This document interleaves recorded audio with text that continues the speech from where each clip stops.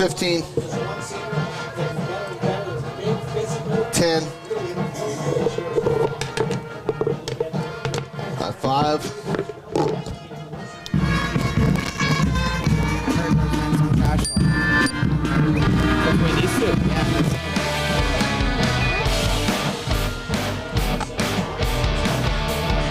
Welcome to a very foggy Armstrong, Pennsylvania, where the Richland Rams at 12-1 are going to be taking on the Farrell Steelers, who sit at I think 11-2, if I'm not mistaken.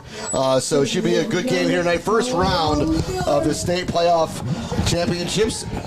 Great evening for football. A little foggy, but warm and no wind. So maybe a little bit of sprinkle or two, which we're not unfamiliar with, Tom, over the last couple weeks. We've dealt with a little bit of rain. Good things, no wind tonight. Yeah, absolutely. If the Farrell Steelers play anything like the real-life Steelers, the Rams shouldn't have any problems tonight. Yeah, very Jekyll and Hyde. Yeah, so like you said, rain could be a factor tonight, but it's nothing that the Rams haven't played through before. Last week it poured all week long. Still didn't have any problems throwing the ball. Defensive line's going to need to step it up tonight. They played really good last week. Juju Johnson of Farrell's very, very solid running back, so they're going to need to shut him down in order to win this game.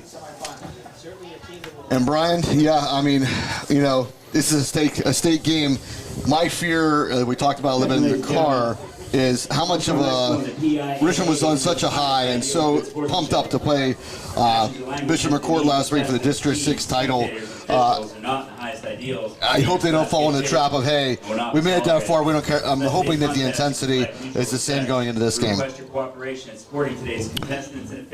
Yeah, and they're coming off a little bit of a short week, so, hopefully that doesn't affect their game preparation schedule.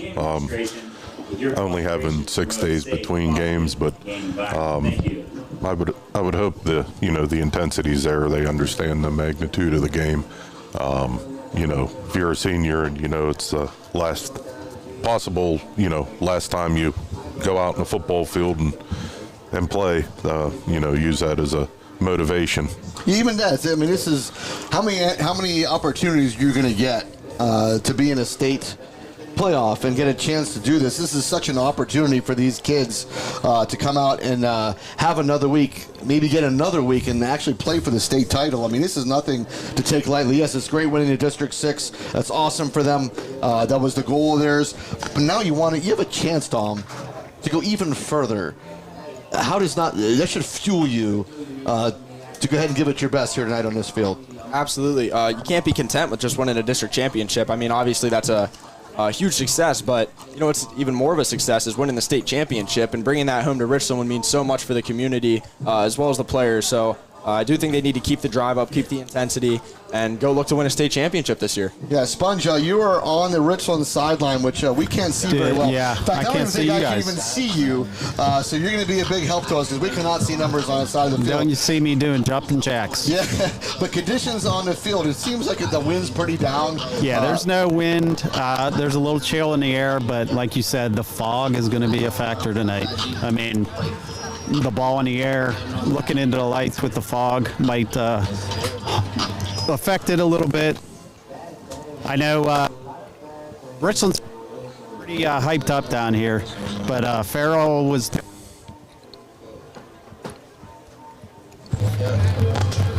some talking, so yeah, I'm going to have to find a good spot through the fog tonight. Yeah, it's still trying to mess with things a little bit. I'll try to be your eyes down here. Yeah, do the best we can. I know when we saw Mitchell Timsit kick, we couldn't even see the ball go up through the uprights. Hopefully the guys have a little bit of better visibility on the field to be able to see some passes through the air, because I think that is the key for Richland tonight, is putting the ball in the air and trying to pass on this Farrell team. Yeah, Richland is such a strong passing team. Arnold McGarwa and Jameer Christian are number 1 and 2 in receiving yards in LHAC as it stands right now. Obviously, some of the teams are knocked out, but that is still an unbelievable stat, especially because of how often they give the ball to their running backs as well. Grayson Mala, Joe Mack, Braden Nepper are taking a ton of those yards as well. I believe Arnold McGarwa and Grayson Mala are both on 1,000-yard watch tonight. Yeah. So I think that's very doable for the Rams. Obviously, the game's more important than winning, but it'd be pretty nice to see Richland have 3 guys over 1,000 yards on offense. Yeah, but take this Farrell team. I'm just gonna go through a couple of stats. I mean, this is a team unlike anything we've really seen. Most teams we've seen have been pretty much one-sided. They throw the football well, or they run the football well. This is a very balanced Farrell football team. Their quarterback, Aaron Pegues, who has thrown for nearly 1,800 yards with 17 touchdowns, with a 70% pass completed rate, which is fantastic. Also has 9 rushing TDs. And then the other side of the football, you have their Nebraska commit in Juju Johnson, who has run for 1,800 yards with 28 touchdowns and a couple through the air. So it's a very balanced Farrell team, and something Richland's going to really have to be mindful of and really come with their best effort defensively to put a little bit of pressure, plug those gaps, and maybe make Pegues beat you through the air. And, Brian, with having Arnold Magera back there as defensive back, Jameer Christian have excellent years defensively. These are guys we're going to have to lean on tonight. Yeah, and they're going to have to give Jake time to get the ball out. The number 4, Rashad Dunbar, watched a couple of their games, and he will put pressure on the quarterback. He has 8.5 or 9 sacks coming into tonight's game. And if they kept track of pressures and hurries in high school, he'd have, I'd imagine, a pile of them. Yeah. The other thing is to watch out for is Farrell's return game on special teams. They have a pile of both kick and punt returns, so wouldn't be surprised if I see the opening kickoff going out of bounds tonight. Or just skip it on the ground, just trying to make one of the up men feel that, not get into the hands of any of their playmakers. Something definitely to see, as we know, we've already seen the pregame coin toss in midfield, and Richland will be kicking the ball off. So we will see Farrell with the football as we get started here, kickoff at 7 o'clock. And something that Richland, I'm sure, wanted. You never want to take the football in a situation like this, Tom. You want their team to put them on offense and see what you can do defensively. Maybe get a little boost of energy if you can stop them on their first possession. Definitely. Coach Bailey always likes to defer, take the ball in the second half. Like you said, it's such a huge momentum boost if you can stop someone on the first drive of the game, not give up any points, get the ball in good field position. Something else I'd like to point out, though, is I don't think that Richland is going to find any offensive lineman better than Caleb Rodriguez, and I think that they handled him pretty well last week. Besides running the ball right at him a couple too many times at that, I don't think they're going to find an offensive lineman that's better than Caleb Rodriguez. So I think that Richland's O-line is going to be able to hold their own tonight and give Jake the time that he needs. But what I will say is that last week, as much time as we did that, we saw it sort of McCourt winding, kind of getting tired as the game drug on. We got closer at the end of the third quarter, fourth quarter.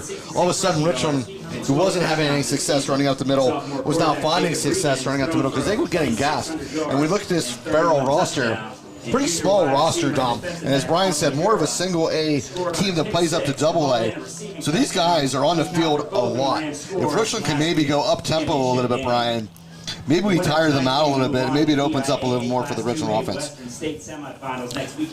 Yeah, that could be a possibility. But like I said, I watched a couple of their games, and I did not see them on film looking like they were gassed at all. So they look to be pretty well conditioned. The only thing I'll say is that how many teams run as much up-tempo, though, as Richland does that that Farrell has faced.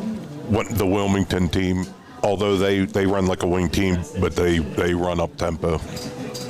But they got down, so that might have been part of the up-tempo. Yeah, I think Richland's key, Dom, is to score early. Get the ball, make sure you put points on the board early. I think this is going to be a really good football game here tonight. I don't see this being at any rate a blowout. Farrell, though, is always a perennial good football team. They've been a great program for a long time. Again, they're a single A team that plays up, and I give them a lot of credit for that. And they have had major success. So Richland's going to have their hands full tonight. Yeah, I think it's going to be a hard-hitting, big chirping game. I think got a little bit of insight that some of the players were already back and forth before the game even started. Going to be big for the Rams not to get any dumb penalties. No, can't be giving away 15 yards in a game of this magnitude.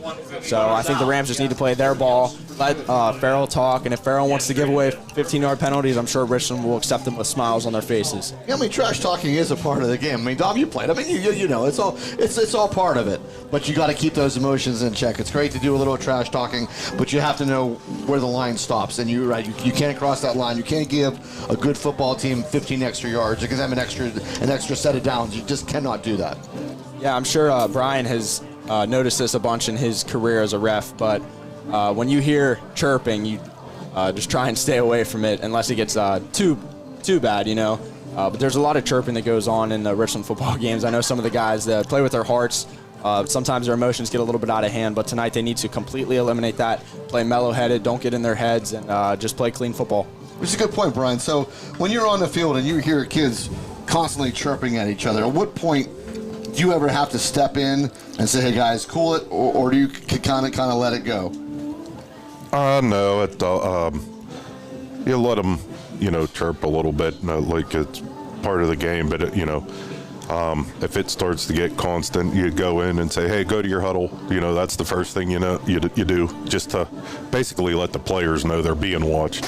And then if, you know, that doesn't, you know, do anything and it's starting to get out of control, then you try to talk to players individually and say, hey, that's enough, you know, try to warn them, but there's times that a player will do something that you have to throw the flag. Yeah. And you can't talk to him or warn him, but most times, you know, the crews I officiated on, we tried to talk to him before, because it's a big penalty, especially this deep in the season. You want to try to talk to the kids when you're down on the field. Yeah, for sure. This game a huge magnitude. I mean, this is a chance to move on into the state.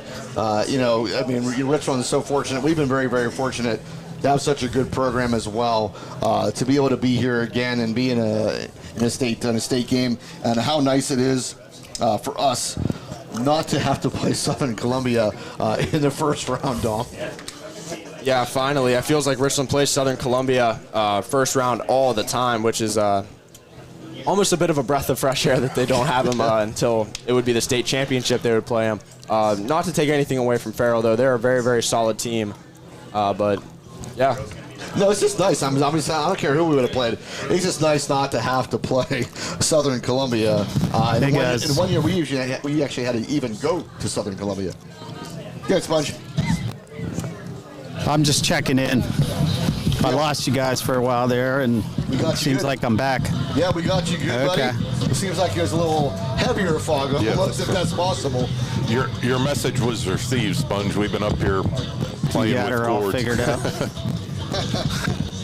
I will let you know if we go out again. Sounds good, But yeah, nothing's changed. I think the fog is getting thicker.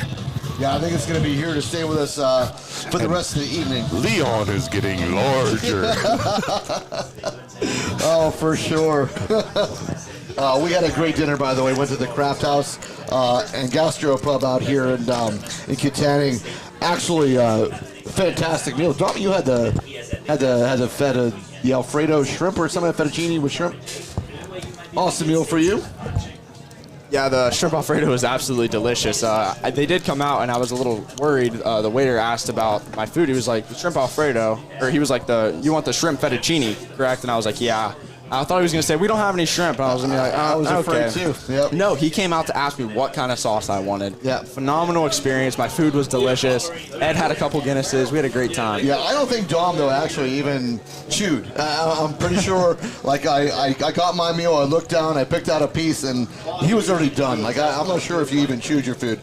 And Brian was a little bit late, but I give credit to them. I ordered his food when Brian told me. And really, as soon as Brian sat down, I think within 5 minutes, food was there for Brian with your jalapeno burger. Yeah, it was pretty good too. And it had regular bacon and bacon jelly. Oh, nice. Yeah, it was pretty good. And jalapenos, so I'm glad I'm down here on the field, not up there with you Well, guys. Brian, you had those spicy tacos. Spicy shrimp tacos. They They were fantastic. awesome. Yeah, great place. We saw some Richland people in there. Yeah, it was nice. Yeah, the Regans. And the Regans and a bunch of other people. Weren't there jalapenos on Sponge's nachos? There was. We shared some nachos, and the jalapenos were actually very good. They weren't very spicy. I'm not a big spicy person. Those jalapenos are pretty good. All right, so we're going to step aside. National Anthem is going to be playing pretty soon. We'll be with you shortly as we get ready to kick this one off between the Richland and the Farrell Steelers. You are listening to the Richland Ram Football Network.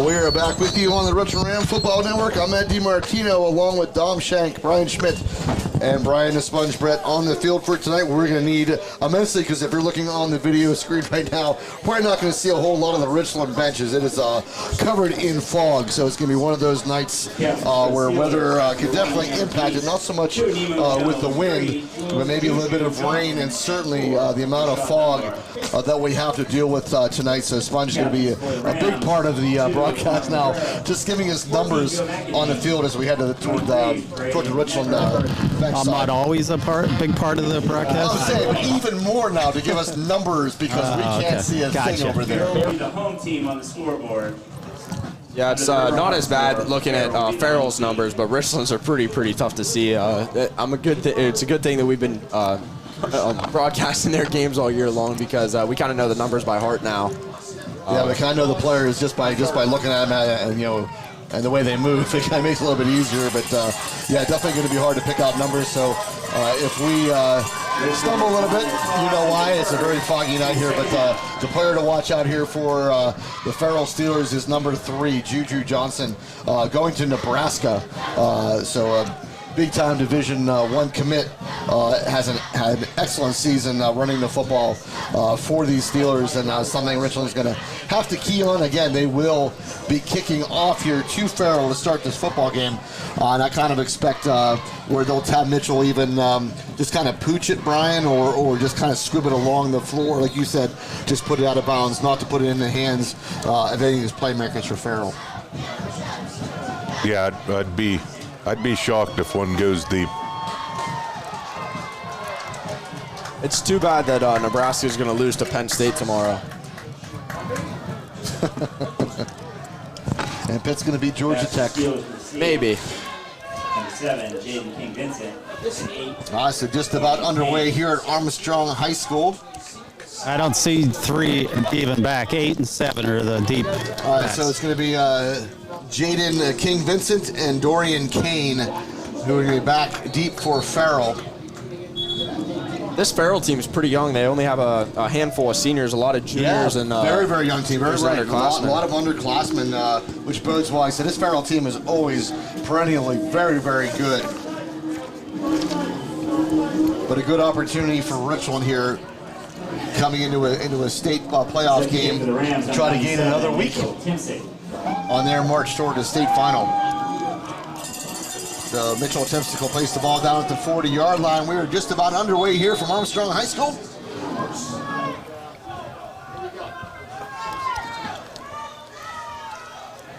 And again, King Vincent and Dorian Kane are back deep for the Farrell Steelers.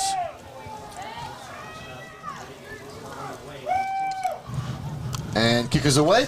Can't really see it. It went out to that right sideline somewhere. Picked up short of the 20-yard line. Sprinted out towards the left, and a good tackle made just over the 30-yard line. So good coverage by Richland Rams. Number 1, Grayson Mala. Number 7 carried Grayson Mala with the tackle. Yeah, so it was King Vincent. Hard to see that ball, Brian. Sponge, we couldn't even pick up the ball when it left the tee. I thought it was out of bounds. Yeah, he left it just inside, and they picked it up. And it looked like the ball came out, but he was already down. All right, so Grayson Mala gets credit for the tackle. We are going to see the Farrell offense for the first time. Just underway here in the state 2A finals. Pitch to King Vincent. Out to that left side. As McGee's just kind of pitched to the ball. We'll get to about the 35-yard line, bring up second down. For a gain of about 4. So King Vincent picks up 4 on first down, second down and 6. Joey Ragno. Joey Ragno gets credit for the tackle. Middle linebackers are going to need to have a great night to contain this Farrell offense. McGee's will go into the shotgun with Juju Johnson. Set to his left, and this is Juju Johnson. First time we see him, it spins out to the right side, has some room. Juju Johnson makes a cut and gets tackled in Richland territory right around the 45-yard line. So a big run by Juju Johnson. That's good for Farrell's first down. Tackled by Very, very Zero. shifty runner, as we see with Jules Johnson. Had a little bit of a crease and was able to bounce off a couple of tackles, Dom, and get to the 45-yard line of Richland. Fields take over first down. And Yeah, he's fast. Once he gets that outside, I think it's going to be gone. Richland needs to be able to contain him and keep him in the middle of the field. All right, so back to the shotgun, first down and 10. Pistol formation here for Farrell. This is going to be Jules Johnson again. This time taken out for a loss of about a yard. That was Chase Tresnicki. Yeah, they might give him they'll give him the 45 again. I thought he was taken down a yard short of that, but they'll give him the 45. Just back to the line of scrimmage, take it down to 10. Guys, it looks like 3 doesn't like to get hit hard. I've seen that they've already put the ball on the turf twice. I think that's going to be something Coach Rip picks up on and maybe try and throw some haymakers on that ball like TJ Watt. All right, so second down and 10. From the Richland 45-yard line come the Steelers. 10-13 remaining here in the first quarter, just underway here from Armstrong High School. First round of the 2A state playoffs. Pegues, and it's going to be a flag on the play or a timeout. We'll see what happens. False start. The backs went ahead So it's early. going to be a false start here on Farrell. It'll bring up a second down and 15. False start pending on the Steelers. Back them up 5 yards. Ed, you talked about this passing offense. I think we're going to see it early here. Yeah, Pegues is, like I said, 70% completion rate, which is very, very good with 17 touchdowns. So do not rule out this passing game of Farrell. See if we can apply any pressure on him. But Pegues also does run the football very, very well. So something you yeah, have to this is watch out for. this is a pass. All right, back to throw goes Pegues. Steps up, getting some pressure. Pegues throws out, floats this one in the air for the sideline. Will go out of bounds. Did you see how he was up in front of him? Yes. Arnold McGarrett in coverage. Yeah, Brian picked out a little something on tape that he noticed where Jules Johnson sets himself, whether it's going to be a passing play or a running play. Or a quarterback keeper. Or a quarterback keeper, yep. And that's held true on that first passing play. That was Timmy Jackson, number 6, was the intended receiver. So big third down and 15 now for the Farrell Steelers at midfield. Almost said half court there. It's not quite basketball season, not yet. Delay or screen. All right, back to throw goes Pegues, getting some rush. Pegues is going to be taken out for a big loss down to the 45-yard line. Great pressure by Richard Grayson Malla, Joe McEnany. Oh, and a tackle, bring Pegues down for a big loss. Once again, ball was down again. I think that was Rhino got to him first. We'll bring up fourth down and 20. And Richland forces Farrell to punt on their first possession of the game. Got to keep an eye out for that ball on the ground. It squirted out again. Jameer Christian back deep for the Richland Rams. Trying to catch the number of the punters. Sponge, can you catch that number for us? That's number 6. So number 6, that is Timmy Jackson, a sophomore who will do the punting. And Jackson will get this one away. It's a high punt. We lose it up in the as it goes into the fog. Takes a good Farrell bounce. And it will hit down right around the 20-yard line. That almost hit Alex Bond. I don't think Alex knew where the ball It's was. hard to see when it goes up into that fog. Yeah, When it goes above the light. Yeah. Guys, that was actually number 5. My bad. So number 5 on the punt, that was Jason Marshall, who did the punting duties, and he'll punt it to the 20-yard line. So Richland will take over first down and 10 from their own 20-yard line. They did a great job defensively on the first possession of the game from Farrell. We'll see what Richland comes out offensively as. Jake Regan will head into the shotgun with Grayson Malla set to his left. 4 wide receivers set, 3 to the left, 1 to the right. Regan hands this off to Malla. Malla will try to pick his way off that right tackle spot and maybe pick up 2 yards to the 22-yard line. We'll bring up second down and 8. For a short game. This is a pretty stout defensive front for the Farrell Steelers. Yeah, they definitely have some big boys up front there. Just looking down, number 17. Yeah, he's pretty big. Carlisle Lowe, excuse me. Yeah, 6'3", 260. Yeah, big kid. All right, second down and 8 here for the Richland Rams. Farrell has 1 safety back, creeping up now towards the 25-yard line. Now he'll drop back a little bit.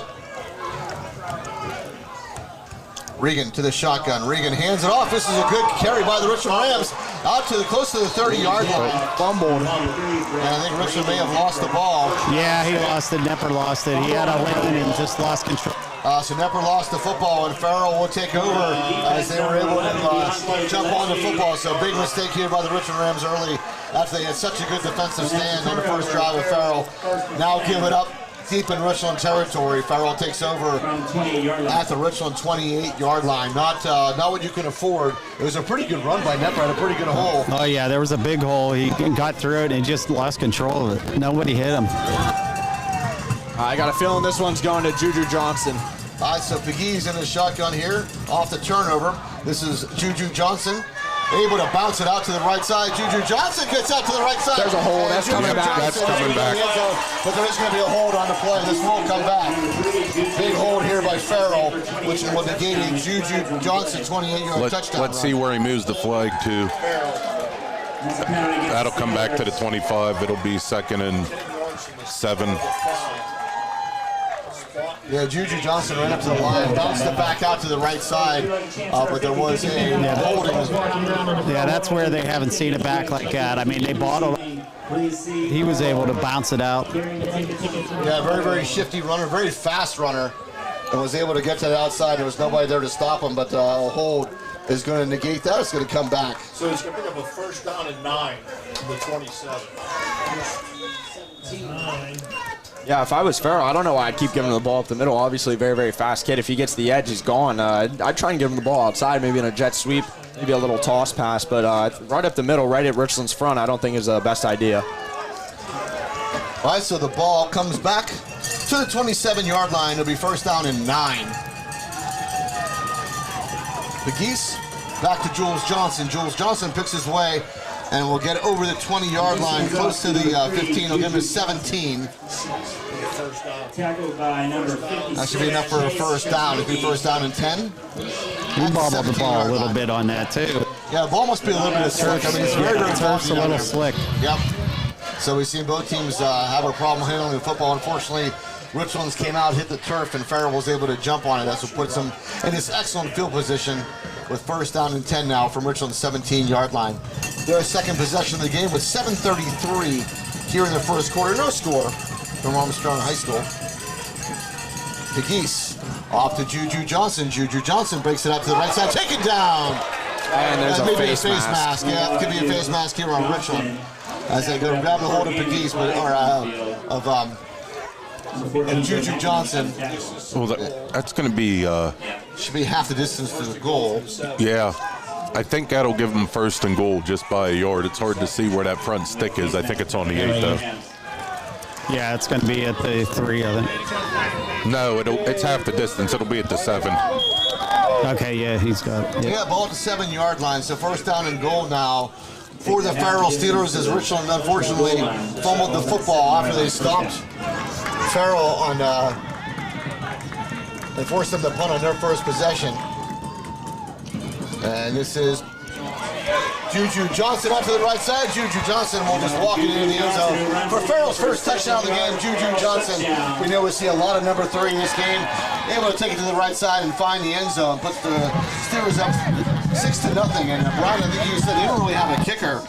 It's the same run every time to the right. And, to the right side, yep, just tries to bounce it up. That's where McCourt in our first game hit us hard, to the right side. Yeah, and Farrell does not kick. So they're going to go for 2 every time they don't have a kicker, which could be a little bit of a detriment to them if Richland can somehow stop them. So 6-0 your score, pending a 2-point conversion try by Farrell. And this will be a quarterback keeper. That would be Juju Johnson, I believe. They're really just winning untouched. Oh, no, there's a flag on the far side. I think they're going to get Carlisle low for a hold. But they yeah, he was hugging him. Yeah, they put Juju Johnson out there just to handle the snap. He walked it right in, but there was a hold on the far left side of the field. So this come back 5 or 10 yards. Steelers will have a retry on the conversion. So now it makes it a lot more difficult here for the 2-point conversion. But Juju Johnson able to take it up 7 yards for the first touchdown of the game for the Farrell Steelers. 2-point conversion goes to 13 now, instead of 3.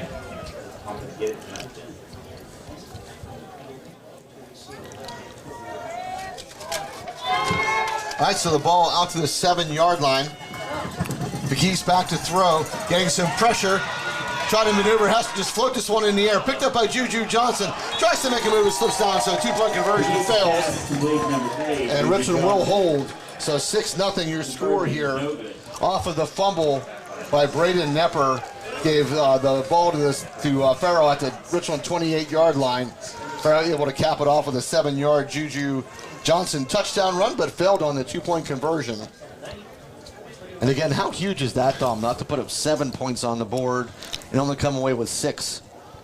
Yeah, Mitch Simsick is such a great kicker for the Rams that he almost makes every single extra point. This 1-point difference, especially with two teams the calibers of Farrell and Richland, this could play a huge factor a little bit later down the road in the game. But Richland's got to do a little better job of securing the football. They have one possession, and unfortunately, what would have been close to a first down run by Braden Nepper. Instead, he lost the ball without even being hit. Put it on the turf. Farrell able to jump on it. And the 7-yard run by Juju Johnson sets our score at 6-0. McGarwa and McEnany back deep for the Richland Rams. We'll put Jameer Christian as one of the up men. Set kick to Steelers, number 4, Shaw Dunbar.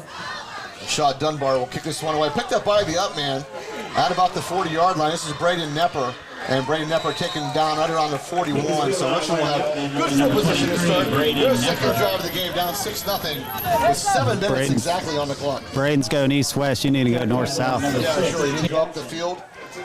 But still good field position by the Rams at the 41-yard line. Apparently the film showed that they didn't have a kicker that could get it past 20 yards. 41 yards. I don't know. Number 17 is a pretty big boy. I think you just get him out there and let him kick. I bet he could get one more than 20. Sort of like the punter for Penn State. Yeah, he's like 350 pounds. Yeah. Definitely has a leg on him, though. All right, so Richland finds themselves down in an early hole. Regan back to throw. Regan steps up. Regan has to roll out. Regan getting some back pressure, and he'll be taken down for a sack as everybody was covered down the field. Good coverage sack there by Farrell. Jake Regan all the way back down to the 37-yard line. Like to see those quick passes tonight. Yeah, so 4-yard loss on the play as Jake was looking down the field. Really had nothing. Had a little bit of time. Had to step up in the pocket, and then Farrell did an excellent job of coverage down the field. It looks like Arnold Magaro is just going to be getting double teamed all night long. Oh, check that. All right, 2nd down and 14. Farrell plays one safety back, but they are double teaming Arnold here to the left. This will be into the hands of Grayson Malla. And Grayson Malla will get back to the line of scrimmage and no more. We'll bring up a 3rd down and 14. Now would be a nice time to look at that wraparound draw. Yeah, number 17, Carlo Lowe, credited with the tackle. Next offensive play after 6 minutes is a immediate timeout. Farrell going now with a 2-safety look here on 3rd down and 14. Braden Nepper will shift to the right side of the line, though. Grayson Mallow will be in the backfield to the right. Yep, I think this is that formation they run the draw out of, Dom. Yep.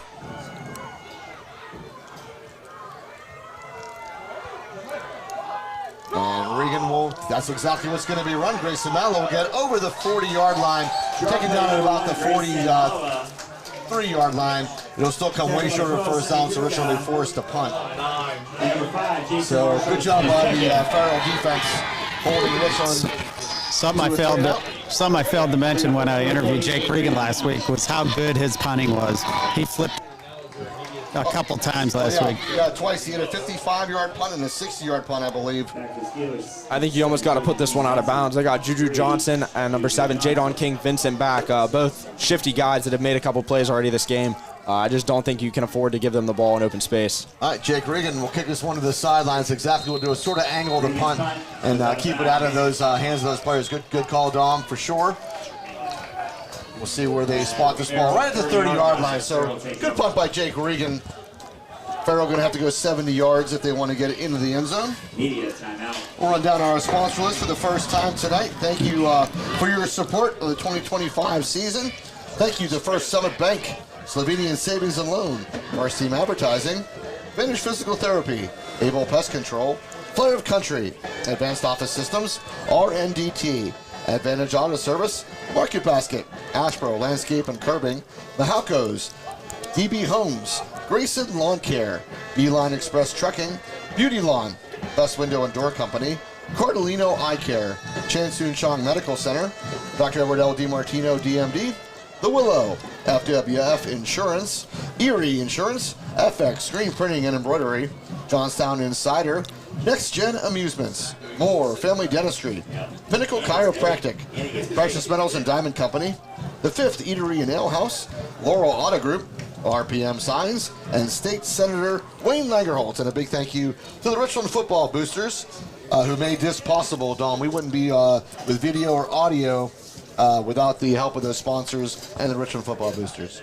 Yeah, that's a huge factor, especially for all the fans at home that don't really feel like driving an hour and a half on a Friday night. You can just tune in here with us, get just as good of a view as you're going to get on the from being in the bleachers tonight. 4:43 on the clock remaining in the first quarter. Farrell up 6-0. It was a Braden Nepper fumble on Richland's first possession of the game after they held Farrell to a punt. Gave Farrell the ball at the 28-yard line of the Rams. They were able to move the ball down in a 7-yard Juju touchdown run. Juju Johnson touchdown run put the Farrell Steelers up 6-0. They missed the extra point. 2-point conversion, I should say. They don't kick extra points.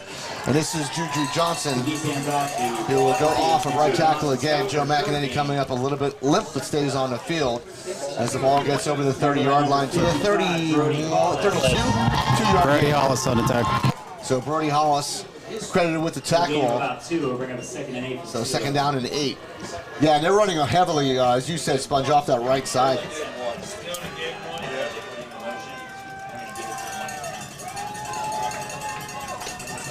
Matt Pegues back to the shotgun.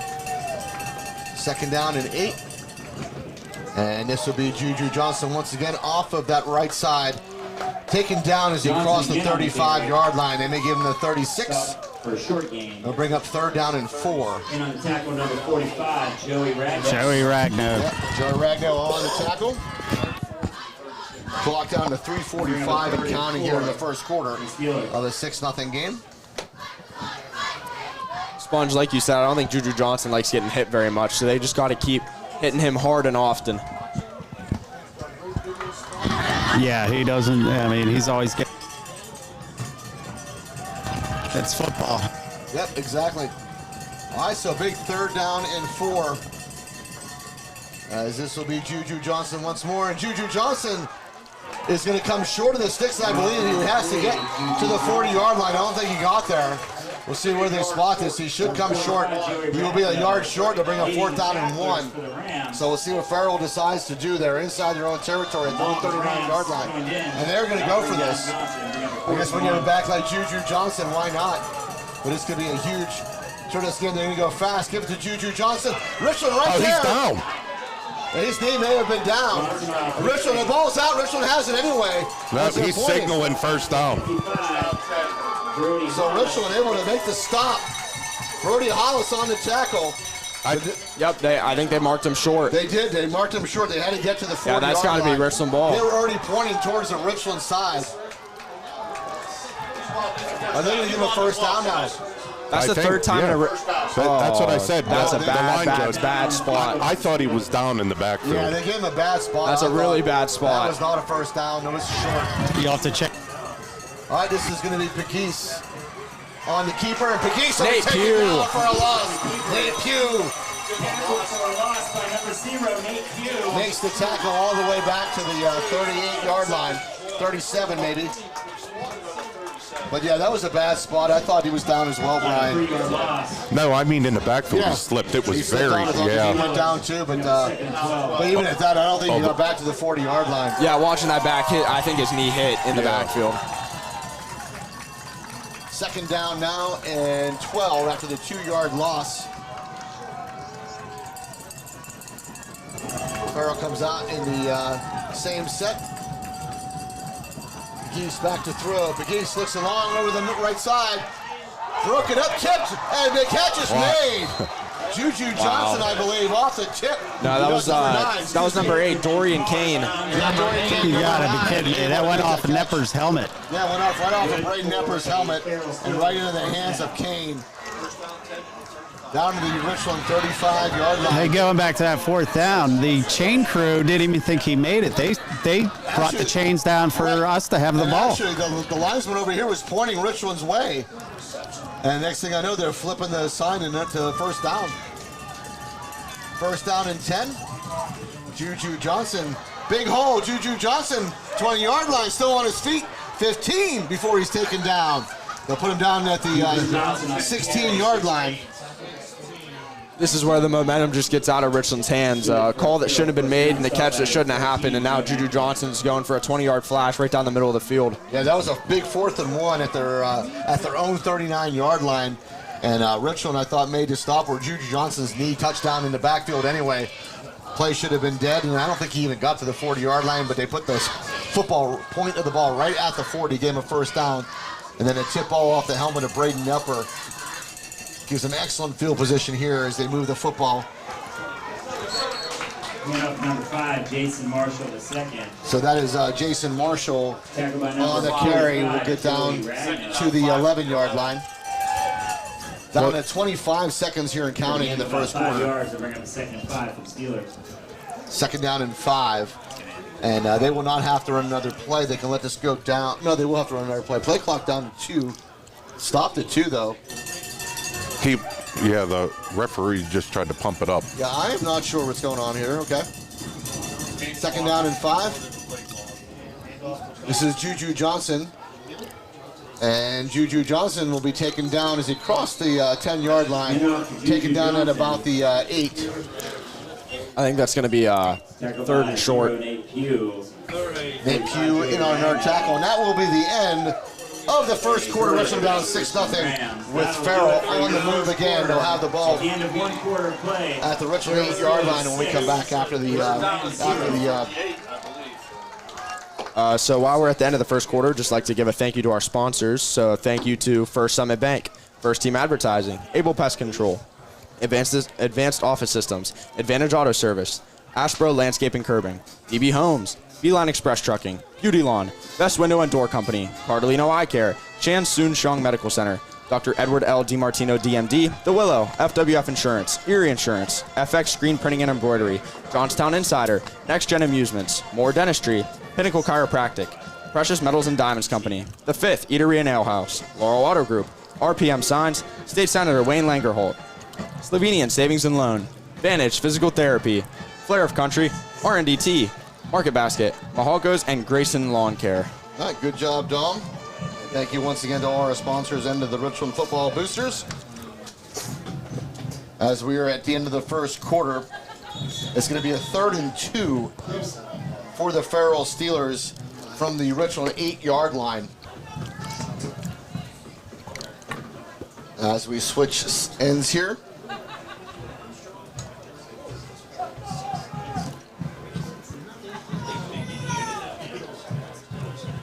Can't let Juju Johnson get to the outside here. Got to contain him into the middle of the field. Let Brody Hollis and Ashton Roberts eat him up. All right, so here we go. 3rd down and 2 for Farrell. McGee's into the shotgun.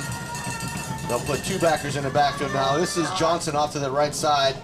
And Johnson will be taken down. Or was that Marshall? That was Marshall, I All believe. right, so Marshall That was number on the 5. carry.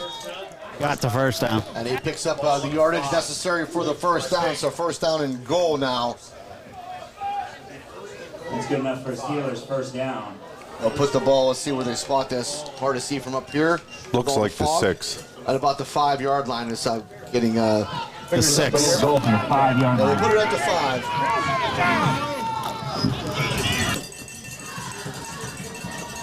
11:27 here remaining in the second quarter.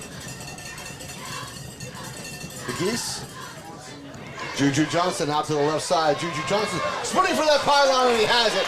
So Juju Johnson able to sprint it out to the left side and find the end zone again for the second time on a 5-yard run this time to add to his 7-yard run in the first quarter. And this is as advertised with Juju Johnson. Their 2-point conversion failed on their first touchdown. They'll go for it again here the second time around, as they don't have a extra point kicker. Now Richland having their hands full. A couple of mistakes by the Richland Rams tonight, maybe a bad call as well in a spot. But nonetheless, Juju Johnson doing it with his legs here for this Farrell team. Empty backfield here now. This is Juju Johnson. Hesitates, goes up the middle, and just walks into the end zone for the 2-point conversion to put the score at 14-0. So they get that point right back, Dom, and go up by 2 full scores at 14-0 here with 11-17 remaining here in the second quarter. Richland going to have to get the feet moving and start getting this offense rolling and answer that score. Yeah, I got to go back to the quick hitters. We've been preaching on it all year. It's been working all year long. Jameer Christian, Arnold McGarrow in open space. It almost never goes wrong. So far, they haven't touched the ball all night long. It's been a couple of runs, a fumble, a sack.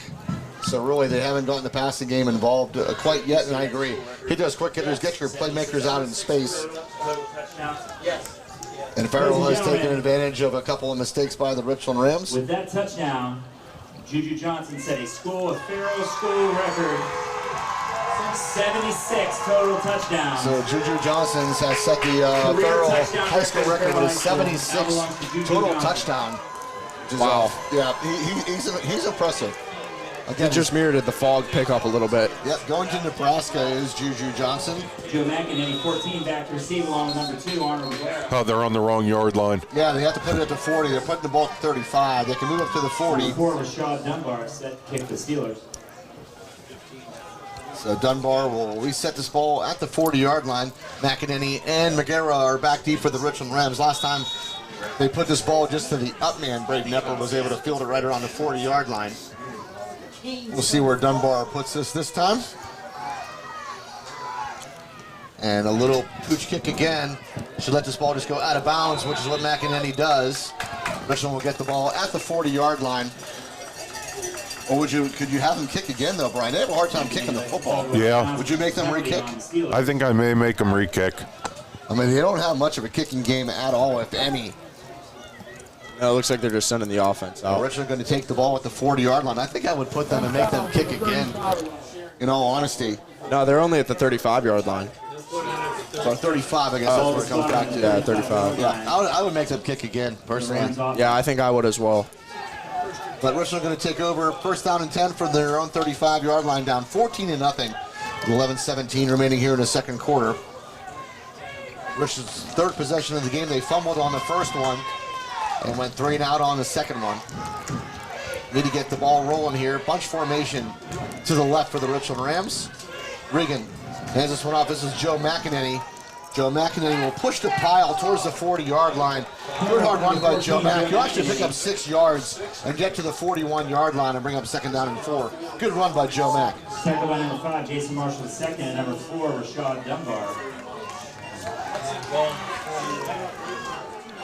I feel like they need to get the ball out to Jameer Christian here. Again, they had that big bunch. They're doubling Arnold here on the right side. Yep, got to jump. I think that's going to be enough for a first down. You see, it's a second down and 4, so the 5-yard offside call will push this one where Richland will pick up their first down of the football game to the 46-yard line. Good enough for a Richland first down. 10:46 and counting here in the second quarter. Richland trailing 14-0 to Farrell High School. Farrell out of their District 10. They won their championship over Karn City. As Jameer Christian will go in motion, they'll try him on a sweep. Jameer Christian tries to turn it back up in, and Farrell is there to stop him for a loss of about 2. Back to the 44-yard line. That blocking got blown up on the left side there. The left side of the offensive line was 3 yards downfield, while the defenders were 2 yards in the backfield. All right, second down and 12 now for the Richland Rams. Bring up a second and 12 for the Rams. And again, they're doing a great job. They're bracketing Arnon McGarrett there on the far left. They have two defenders on him trying to take him out of the game. Bunch formation here on the right. As Grayson Mallett is a part of that bunch here on the right side. They'll put Jameer Christian in motion to the left. They're looking for Arnold out on that left side, and the ball tipped away. What's the flag? Is there a flag here? Yeah. Can't tell. It looks like there's a flag down. Might be. Yeah, I think It's offensive pass interference. Yeah, they're calling offensive. And that's a good penalty by Arnold because he was picking that off. Well, that'll be an offensive pass interference on Arnold McGarrett. So Richland picked up their first down on this drive and now moving backwards. I'm kind of surprised they might have not have declined that Yeah, one. been right. It's been a third down and 12. Now it's just going to be second down and long. Yeah. Richland's had a hard time gaining any yards. I actually agree with that penalty. I probably would have sent him back even further. All right, so the ball all the way back. Second down in 27. Upcoming for the Richland Rams as the ball is at their own 29-yard line. Empty backfield here for Jake Regan. Regan back to throw. Regan over the middle, has a man over the middle. Caught over the 35-yard line to the 36. Regan pass is complete to 0. There it is, Sponge, finally using the middle of the field. So Number 5, Jason Mark. yeah, they'll give him the 37-yard line on the catch. We've got third down and long. Clock down to 9:19 and counting here in the second quarter. And Farrell having their way so far with the Richland Rams. Richland trying to get untracked here offensively. Empty backfield once again with third down and 18 after the 9-yard pickup by Nate Pugh. Jake Regan back to throw, getting a heavy rush and down. So a sack off of the left side of the line. And number 4, Rashad Dunbar. That was Rashad Dunbar, as Brian alluded to. He told us it's a player you have to watch for. And he came around that left side untouched and put Jake Regan into the turf. So Richland again forced to punt it away. So far, ball game not going Richland's way. It's been all Farrell here. Number 7, Jaden King Vincent back to receive the punt. Jake Regan will kick it off for the Richland Rams, and he's kicking to number 7, Jaden King Vincent. The defense has 12 on the field. And I think that's what they're going to call. Brian, you caught that right away. As they had too many men on the field for Farrell. It'll just be a 5-yard penalty, so 4th and 24 will still become a 4th down and 19. Richland's still going to have to punt this one away. We're counting on Steelers, too many men on the field. Regan set the kick. We'll see if Jake can give this one a big boot. Last time he just angled it toward the sideline, not wanting to put it into the hands of either Juju Johnson or Jaden King Vincent, who are back deep for the Steelers. This one away. And he's trying for that sideline again. I think this is Juju Johnson. Juju Johnson able to sprint out on the left side, has some space. Juju Johnson over the 40-yard line of the Rams, 30. Cuts it in at the 25, taken down. Johnson with a long return. So Juju Johnson on the return, all the way down to the 24-yard line of the Richland Rams. Big return by Juju Johnson. He had a wide open lane down the left sideline. I think Grayson Mallett got blocked on a triple team there, so I think if he would have followed his blockers, that would have been the easiest touchdown. When the ball got snapped before it was kicked, he sprinted over to the sideline. Like he knew that was... That's where it was going. Yep. Yeah, he's so fast. 50-50. Because once he crossed that field, there wasn't a Richland Ram that was able to catch him. Up to the press box. So the ball at the 24-yard line of Richland, first down and 10-4. Quarterback run. The Farrell Steelers are up 14-0 already. And Richland may have jumped offside. They're pointing towards Farrell's way. We'll see if Farrell jumped. Yeah, their left guard started pulling. So there you go, a little motion there by the Farrell Steelers. They'll push it back 5 yards back to the 30-yard line. Actually 29.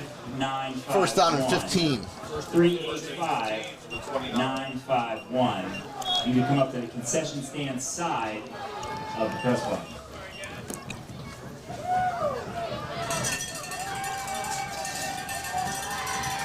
First down and 15. Pegues going to keep it himself. Pegues goes up the middle. Pegues still pushing that pile and gets to the 20-yard line. Good run by Pegues as he picks up 9. Tackled by 0, Nate Pugh. And Pegues, only a junior, listed at 6'1", 190. Able to push that pile to the 20-yard line of Richland. 14-0 your score with 7:56 remaining on the clock here in the second quarter. This game has been all Farrell as big number 56 checks in the game as Miles Hilton listed at 6'6", 370 pounds, Don. And he's all of that. He is all of 6'6", 370. And to your point, Ed, about Richland wearing them out, they have substituted a lineman almost every play. I've kind of been keeping track of that. Yeah, they've been doing a good job. All right, Pegues on a 2nd down and 6 now. Into the shotgun. Pegues. I think this is Juju again, out to the left side. Juju Johnson able to find some space, and Juju Johnson will come close to the goal line, taken down at about the 1. He's forced out at the 1-yard line. He's so fast off of that side and just takes it and gets tackled at about the 1-yard line. So knocking on the doorstep once again comes the Farrell Steelers. Everything starts in the middle, but he takes it outside every time. Yep. Yeah, he's going right up the middle again here for a touchdown. Yeah, probably. Richland just cannot stop him on the 2-point conversions. They're just lining him up in a Wildcat. And really twice he's gone untouched. The first time came back on a motion penalty, which is why it was at the 7-yard line. They missed last time. No such holding, no such movement, and he went in untouched into the end zone. So first down and goal from the 1-yard line. Come the Farrell Steelers is not going to put Juju just in a shotgun. Here we go. This is just like their 2-point conversion set, and he will try that left tackle. There's a holding, that's coming back. Yeah, they called holding. Holding on that left side of the line by Farrell.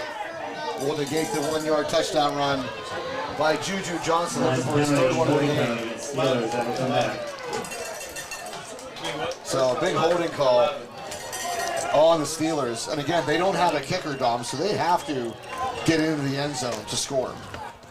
Yeah, fortunately for them, the Rams' offense hasn't looked too great, so pinning the Rams this far back would probably be not too bad of an idea for Farrell anyways. Clock is 7:21 here remaining in the second quarter. It is a first down and goal from the 11-yard line for Farrell after the holding call. Negated a Juju Johnson touchdown run.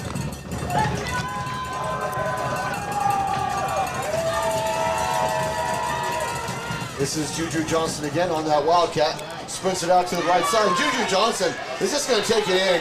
Nobody can stop him as he just ran out to the right side and found the end zone for an 11-yard touchdown run. 3rd one of the game by Juju Johnson.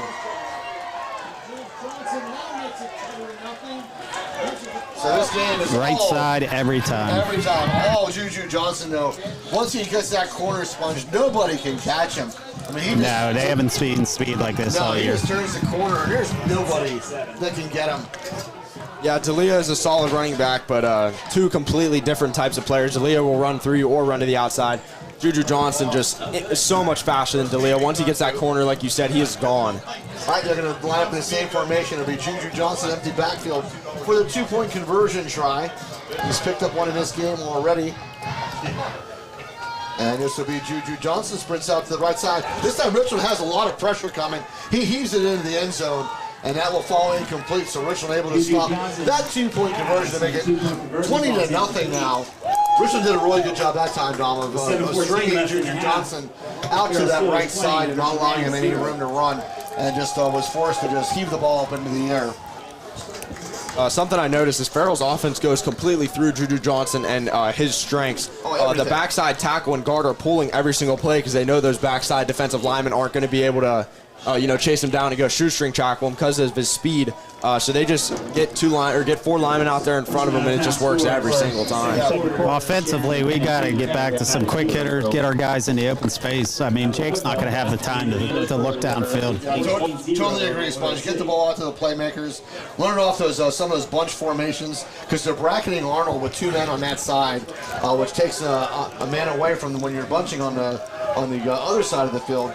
Try to hit one of those, get those blockers out in front, and just try to eat up some yards to get back in this game. With 7:14 on the clock, you're down 20-0 already. And again, not much of a kicking game at all, as Dunbar will kick it off. This one, just a low liner picked up right around the 21-yard line by Joe McEnany. And Joe McEnany will push his way towards the 35-yard line.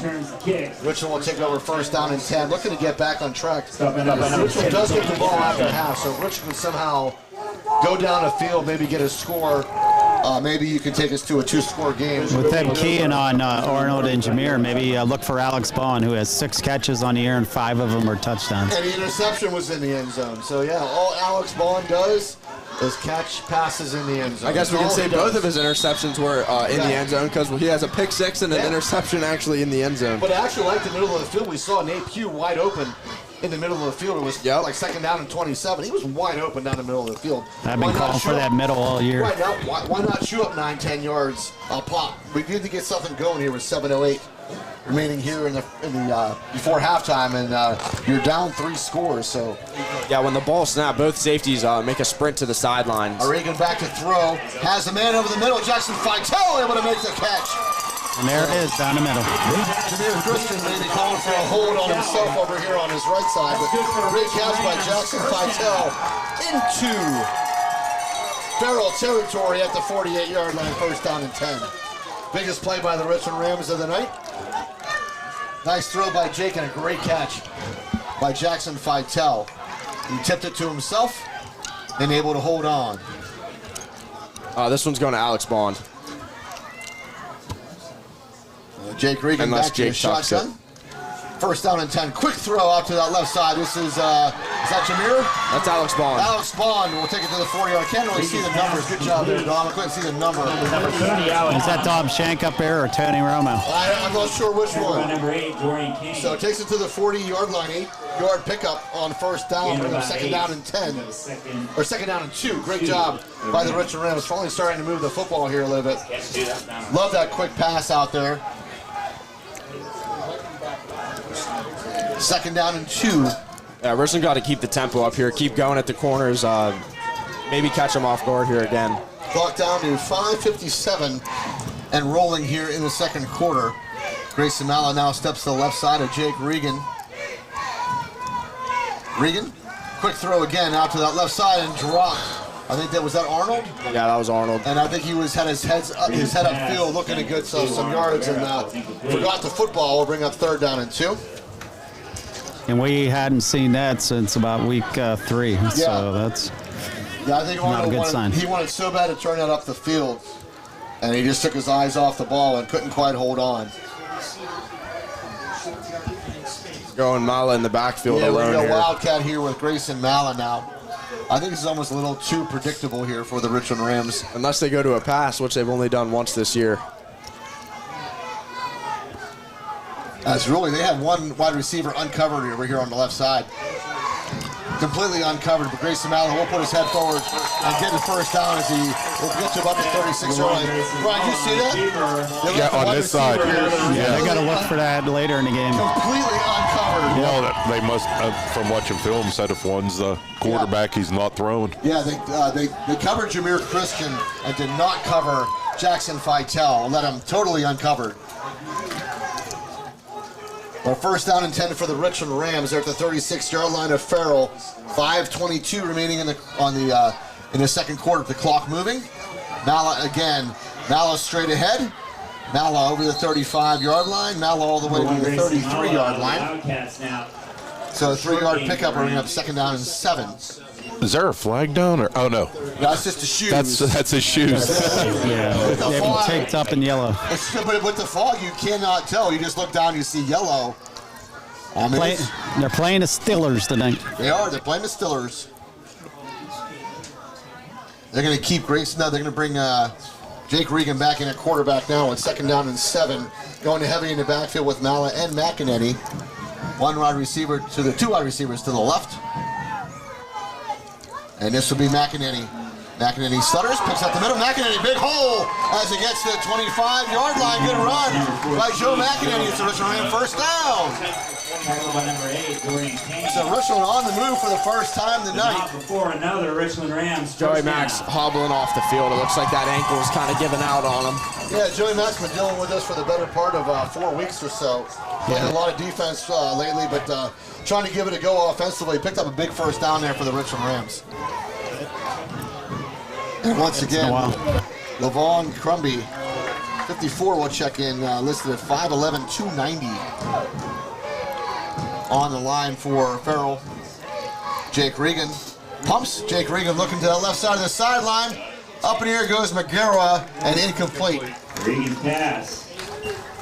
They took the shot for Arnold down the left side. The fall incomplete, bring him second down and 10. Defending play number 9, Damar Kane. That was a pretty good pass. He had his hands on it. Not a bad shot to take on first down, in my opinion. Regan, I think Regan went out of the game again.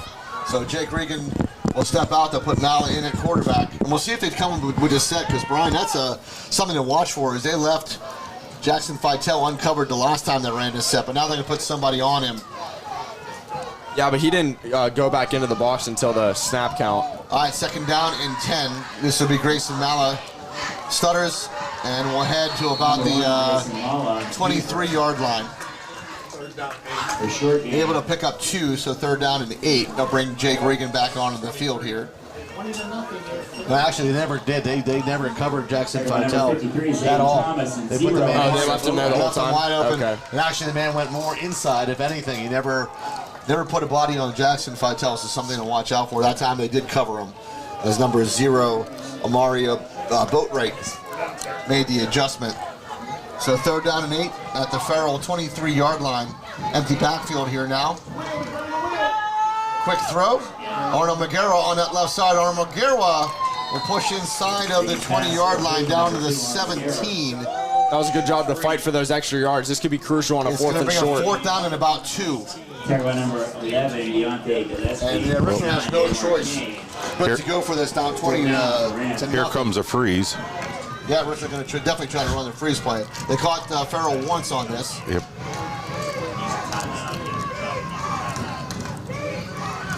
They could have caught him with a player on. He was running off if they would have snapped it. Still lots of time on the play clock. Big fourth down and 2 upcoming for the Richland Rams.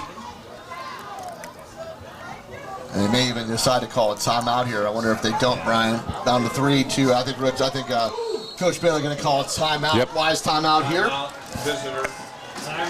And we'll take this time to thank our 2025 sponsors: Grayson Lawn Care, Mahelko's, Market Basket, RNDT, Flair of Country, Vantage Physical Therapy, Slovenian Savings and Loan, State Senator Wayne Langerholt, RPM Signs, Laurel Auto Group, The Fifth Eatery and Ale House, Precious Metals and Diamonds, Pinnacle Chiropractic, Moore Dentistry, Next Gen Amusements, Johnstown Insider, FX Screen Printing and Embroidery, Erie Insurance, FWF Insurance, The Willow, Dr. Edward L. DiMartino, DMD, Chan Sun Chung Medical Center, Cardolino Eye Care, Best Window and Door Company, Beauty Lawn, Beeline Express Trucking, DB Homes, Ashbro Landscaping Curbing, Advantage Auto Service, Advanced Office Systems, Able Pest Control, First Team Advertising, and First Summit Bank. Great job, and wanted to give a shout out to Jeff Istvan, who is listening. I imagine he's still out in Philadelphia, but Jeff, a good buddy of mine from high school, and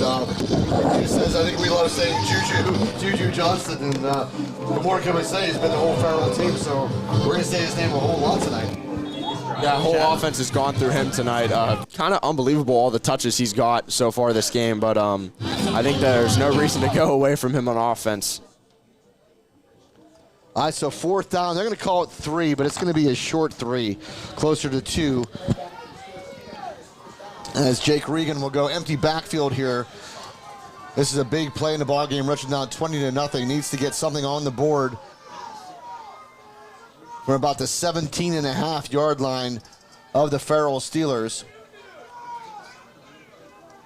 Jake Regan checks the sideline. They might go Jake right up the middle here. They only have a couple linemen down. They could even call another timeout if they wanted to, but they're going to go Jake. Quick pass out here for Jameer Christian. Jameer Christian has enough for the first down, I believe, as he got to the 15. They'll give him the 14-yard line. Boy, I don't know. It's going to be close, guys. Depends on the spot. I think they're going to give it to him. Yep. Yeah, they're giving him the 14-yard line. They gave it to him. Yeah, I thought Jameer did a good job of turning it up and getting enough for the first down. So Richland keeps this drive alive, which is much needed. Clock down to 2:07 and counting here. Richland down 20-0. They do get the ball after halftime. So That was a heck of a catch too, guys. That was almost on the ground. Yeah, it was almost very, very low. Good pickup by Jameer. All right, so Jake Regan back to empty backfield here. 3 wide receivers to the right, 2 to the left. And I think we're going to have a timeout call. Yeah, it looks like timeout Richland. Yeah, Richland going to call their second timeout of the half. They need to make sure they get on the board here before half. Well, they have to. They got to put points on the board.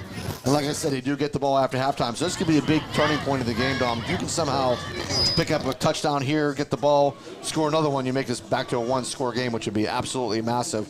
And at halftime, you've got to talk about stopping number 3. I don't know how you do it. He's just so fast. You got to find a way to somehow put helmets on number 3. Absolutely. There should be 3 guys assigned to him at all times. They've had a couple other guys run the ball, but none of us as effectively as Juju Johnson. He's been the whole offense. Whole offense has ran through him. He has 3 touchdowns on the night. So he's definitely the guy you got to target on offense and make sure that he doesn't hurt you any more than he already has. Yeah, the one big play that he did in the pass game, McGee's threw it, was actually not a very good pass. It went off the helmet of Alex Bond and ricocheted right to one of their players, which ended up being a massive play. Hey guys, I want to do a shout out to my wife watching at home. My parents are watching, and the dentist I work with, Randy Stewart's watching. And Ed, you went.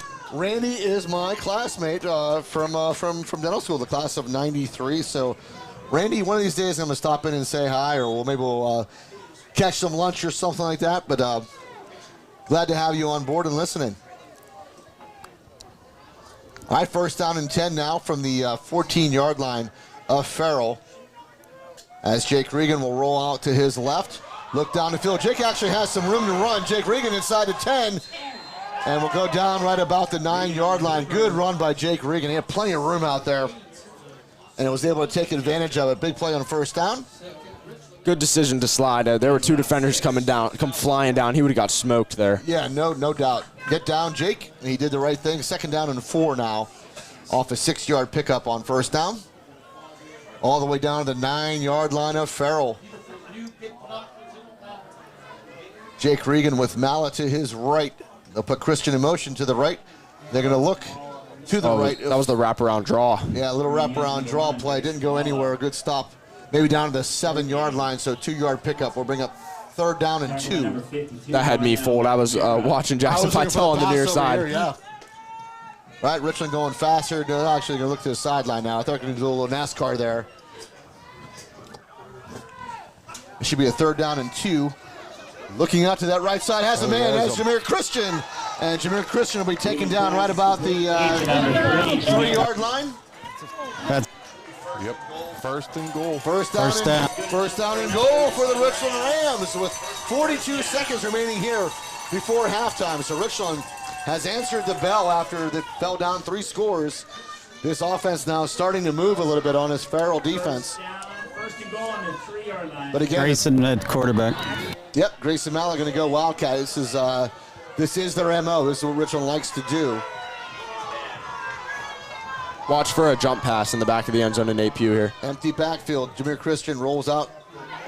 And straight ahead goes Grayson Mallet. Grayson Mallet taken down at about the 1/2-yard line. They might be snapping this from inside the end zone. Richland still has 2 timeouts left. One timeout left. So first down and goal, or second down and goal from the 1/2-yard line come the Richland Rams. Again, Jameer Christian motion. Mala straight ahead. There it is. It's in the end zone for Richland Rams. Touchdown. So the Richland Rams down 20-0, make it 20-6, putting the extra point. A huge score right before halftime as Richland will get the ball as we come back from the break. Mitchell Timsick now on to kick it. The extra point. Jake Regan, your holder. Big answer by the Richland Ram offense. Finally got a little untracked. Good snap, good hold, kick is up. And we don't know. I can't tell. It is good. We cannot see the kick, but it was good. We saw the arms come up, so the Richland Rams make this a 27 game with 16 seconds remaining before halftime. As soon as that left the ground, I thought it was wide left. I'm not going to lie. That must have been a butterfly flying in front of our I window. thought it got blocked. You just cannot tell.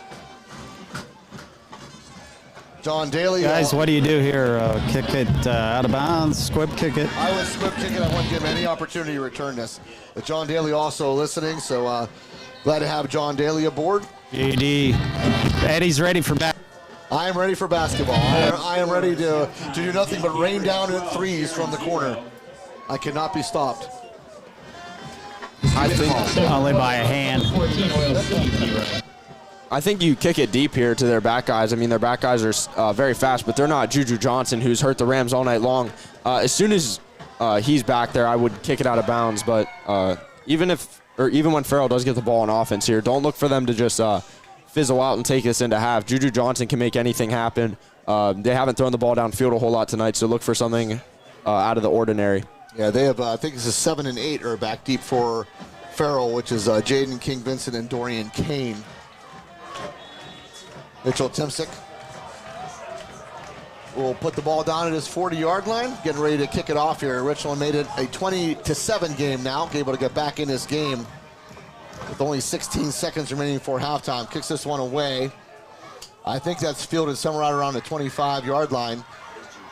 Sprinted out towards the left side. Joey Ragno, what a play. Grab a handful of jersey and take the ball carrier down at about the 24-yard line, maybe the 23. Excellent job by Joe Ragno. Tackle by number 45. So 8 seconds remaining before halftime. And again, Richland back in this football game on a very impressive drive after Farrell made it 20-0. And it's been a Juju Johnson show here for the Farrell Steelers. 3 touchdowns. And what speed he has, it's something Richland's going to have to go into the locker room and really talk about how to bracket him somehow and keep him from getting those legs turning to the outside, because once he turns a corner, there's no answer for him. Yeah, you just got to contain and not let any big plays happen here before the half. All right, so Pegues to go into the shotgun. This will be the last play before halftime. And this is Juju Johnson. Juju Johnson able to break a tackle. Juju Johnson goes out to the right side, and then he's taken down. Ball comes out, but And, he's had a hard time holding the football a couple times. It's almost come out for him as he lost the handle of it, but now for he crossed the 35-yard line. But that will do it for the first half here from Armstrong High School as the Farrell Steelers lead the I'll grab Richland coach, guys. High school, 20-7. Farrell Steelers 20, Richland Rams 7. All right, so we'll step aside here as halftime is upon us. is Sponge going to get Coach Bailey? Oh, yeah, he's got to have an interview with Coach Bailey. Thank you. I was getting all excited and getting ready to move on towards halftime, but we do have an interview with Coach Bailey. It's got to be thrilled, Dom, the way they responded after falling down 3 scores to get that ball, knowing that you had time Hey, on the Coach, clock. what'd you tell your team right there? Yeah, I just told them, to catch up to their speed. But we're ready to play. We got to play Richland defense, and we got to get that opening kickoff and go down the field here in the second half. Got to find a way to get number 3 on the ground. Yeah. I mean, we got to get 2 and 3, and we got to get our 2 and 3 of the football as well. But yeah, their 3 is kind of special, but we just got to wrap them up. The offense looked like it moved pretty good on that last drive. Maybe that carries over. Yeah, that's the plan. Thank you. Okay, thanks. All right, good job, Sponge, with Coach Bailey. His thoughts, and that's exactly our thoughts as well. Richland just needs to keep the ball moving on offense and find a way to grab a hold of Juju Johnson and get him down to the turf. So we'll step aside here. Again, your score at halftime.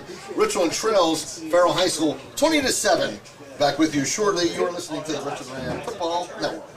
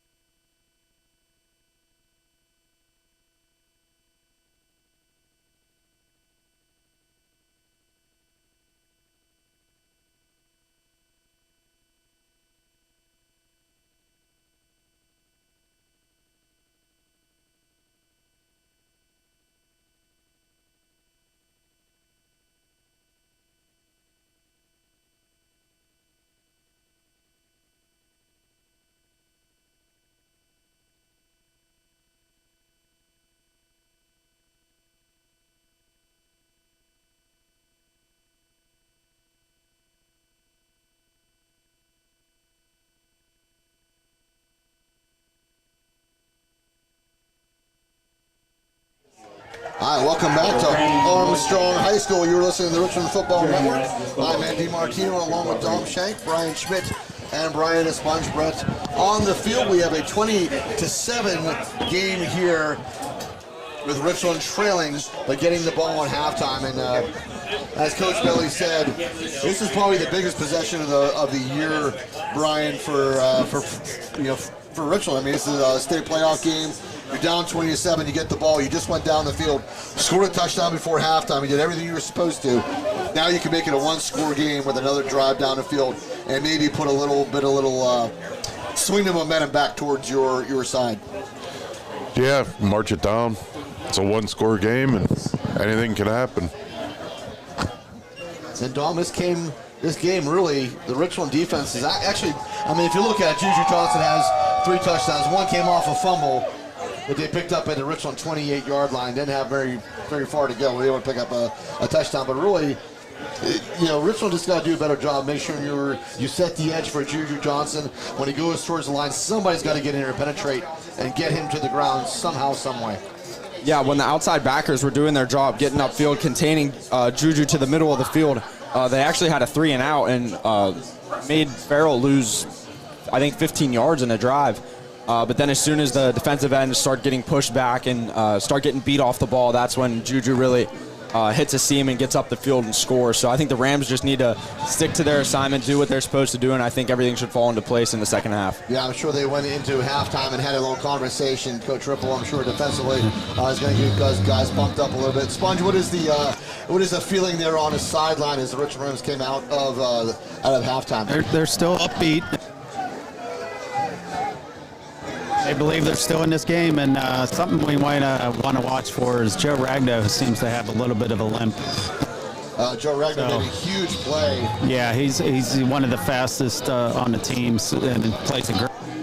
Yeah, so hopefully he's going to be okay. So something to watch out for as number 45, Joe Ragno, may be dealing with some sort of leg injury, but hopefully he's going to be okay. He's been such a big player, special teams-wise and defensively. Has just had an outstanding season here for the Richland Rams. And this is going to be a huge drive coming out of the break. Again, Richland looking to get back in this game. Momentum, Dom, is such a big thing in sports. If you can somehow get momentum to your side, you've already scored once before halftime, you have a little bit of momentum.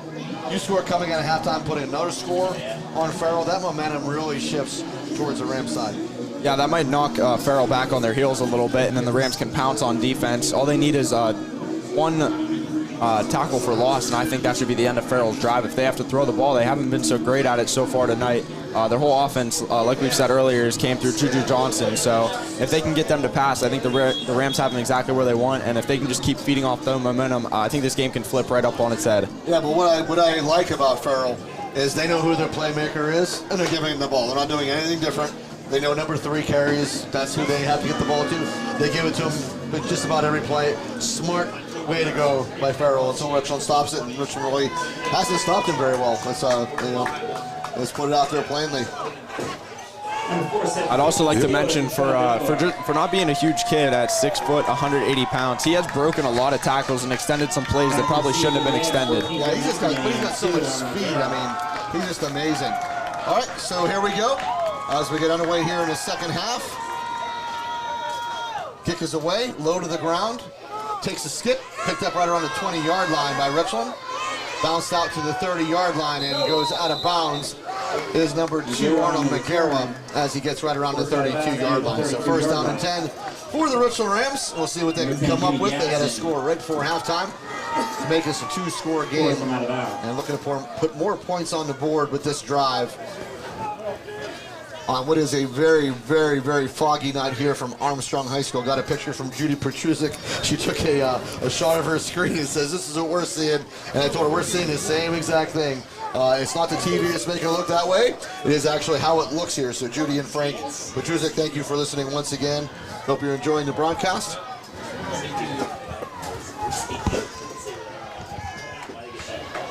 This is still going to be a long drive for the Rams. They're starting on their on the 31.5, 32 maybe. Yeah, 32-yard line looks like the tip of the ball. So first down and 10 for the Richland Rams as Jake Regan goes to the shotgun. Fake handoff, throw it over the middle, wide open. Has has a man over the 45-yard line. That middle of the field wide open. Richland exploits that this time and gets to the 47-yard line. That's how you got to hit him. First down. Quickly off to Mala. Yep, Mala there it is. So Mala goes over midfield down to the 48-yard line of Farrell. Richland going a little NASCAR now, trying to keep Farrell a little off balance. Second down and 5. Richland trying to run the freeze play. Farrell didn't bite on it that time. Now they'll slow it down a little bit as they check to the sideline here. They're into Farrell territory at the 48-yard line. Mala will go to the right side here of Regan. This will be a quick throw out to Jackson Fitel. Jackson Fitel gets hit as he came shy of the 40. And then picked up by number 6, who did the right thing. I thought he was going to slam him down, but Timmy Jackson was able to just put him down back to his feet, not take the penalty. That 15 yards would have been huge, though. Yeah, but a big first down by the Richland Ram all the way down to the 42-yard line of Farrell. And Ashton Roberts, he had been only playing defense, and they put him in right tackle now. So a little change, yeah, a little change of personnel. Still has that big club on his right arm as well. And that club could do some damage though, Dom, right? Yeah, very painful to get hit by a club. All right, first down and 10 for the Richland Rams. Back to throw goes Regan. Regan looking right side, looking has a man. That's Jackson Fitel, who has the catch. Right around the 15-yard line. We'll see where they spot this. It's going to be spotted at the 60. Great throw. What a phenomenal ball. To Jackson Fitel. It was a great, absolutely great ball. Dropped right in the bucket. First down and 10 at the 16-yard line. Come the Richland Rams. Looks like some Garden City players are Richland Ram fans tonight. Yeah, they lost 48-20, I believe, last week to Farrell for the District 6 or the District 10 title. This is going to be Regan on the keeper, and Regan will actually lose a yard back to the 17. So good read by Farrell that time. Stop a little bit of Richland's momentum. We are down to 10:05 and counting here in the third quarter. Richland trailing 20-7, but at the 18-yard line now of Farrell. Give it to 17. Second down and 11.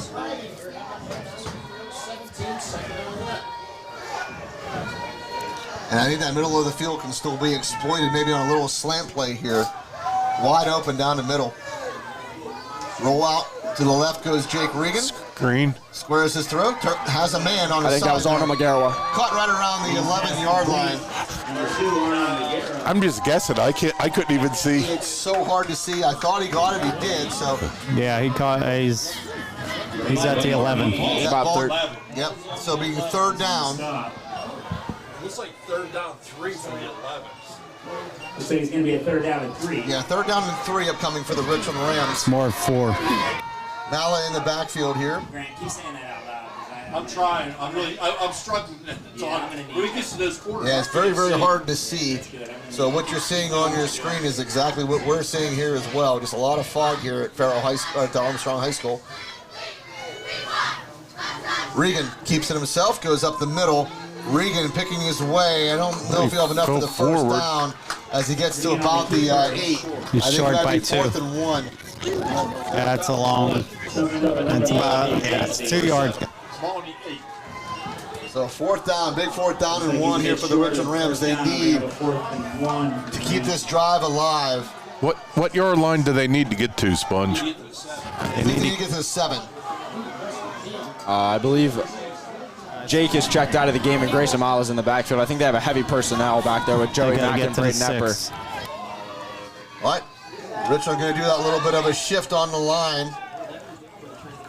And there's a flag out. Yep, that's going to be enough for a Richland first down. And Richland will pick up a first down as Farrell jumps. So back the tricks goes Brendan Bailey. And it works out like a charm as Richland needed probably 1.5. And they'll pick up half the distance to the goal line. And they'll pick up a first down on the play. So first down and goal now for the Richland Rams. Ball at the 4-yard line, it looks like first down and goal. They're going to keep this same personnel package in. Yep, and this will be Mala straight ahead. Mala, pile still moving as Mala gets taken down at about the 2. So hard to see where they spot this ball, Sponge. They're about at the 1.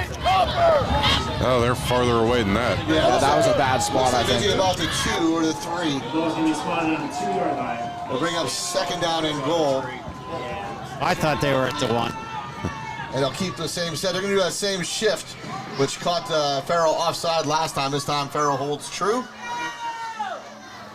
Mala goes off the left tackle. There he is, spins into the end zone. And he gets into the end zone. It's a Richland run. Touchdown.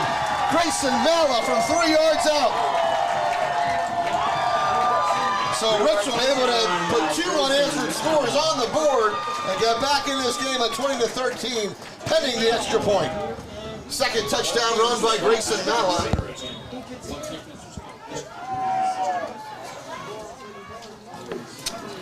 Mitchell Timsick on to attempt the extra point. Not that we'll be able to see it.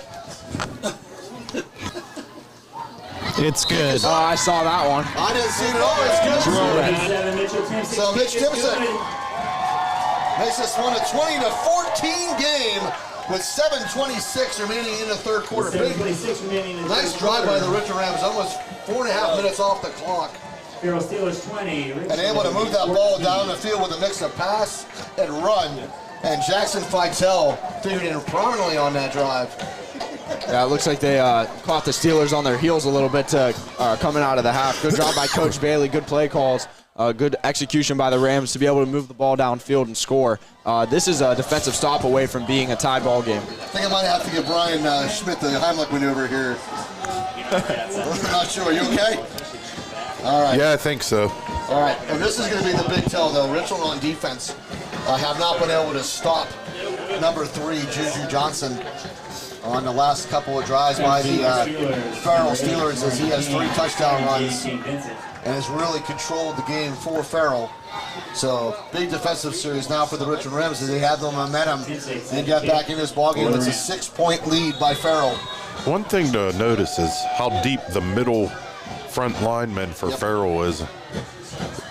The right opportunity, you almost could try a onside kick.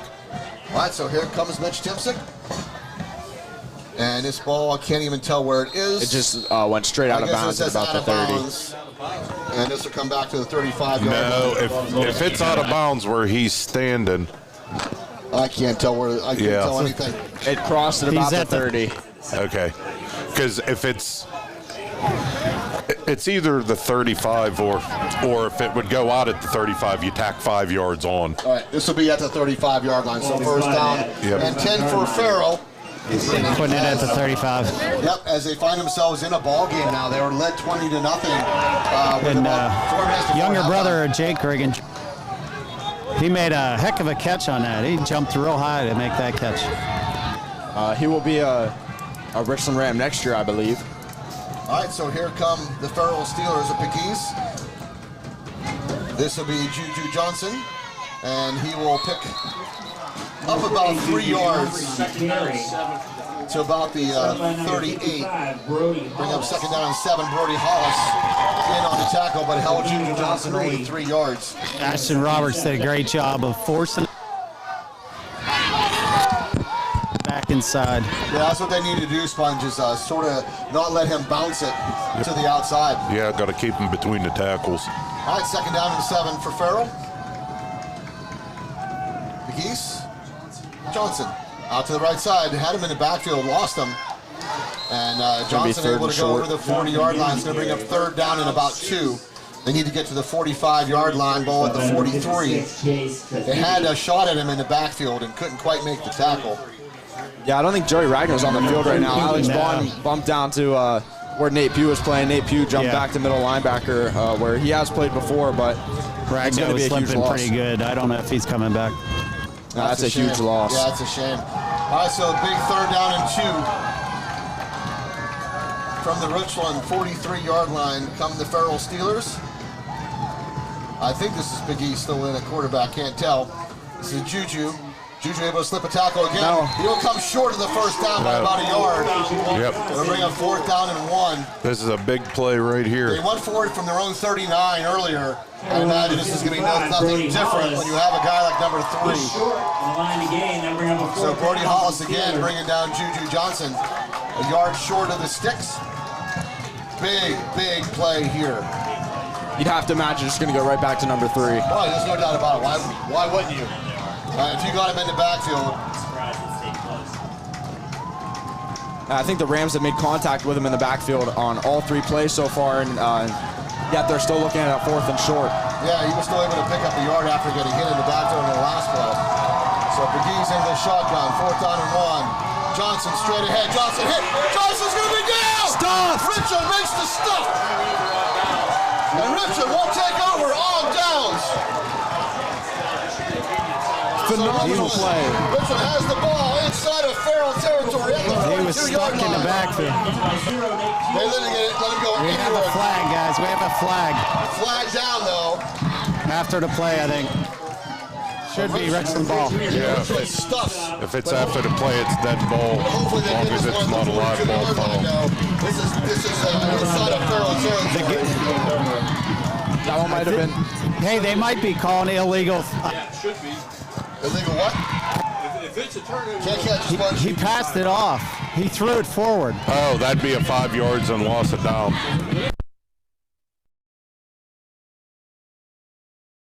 And able to stop Juju Johnson basically on all 4 down. The ball, and then when he was bottled up, he tried to throw it to Johnson, who was Oh, so he wasn't. so they didn't even run Juju. That was number 5. That was Jason Marshall on the carry.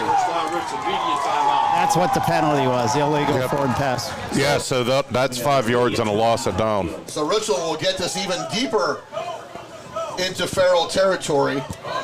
My only question is, why don't you go to Johnson right back up the middle? He's been your guy all game long. Darn right. 3 touchdowns. Might change, exactly. So this ball should be placed right around the 37-yard line of Farrell. Richland has already had 2 unanswered touchdowns, one right before halftime, and then out of the break, Richland able to go the whole way down the field from their own 32-yard line and take it into the end zone, capped off by a half-yard run by Grayson Malla.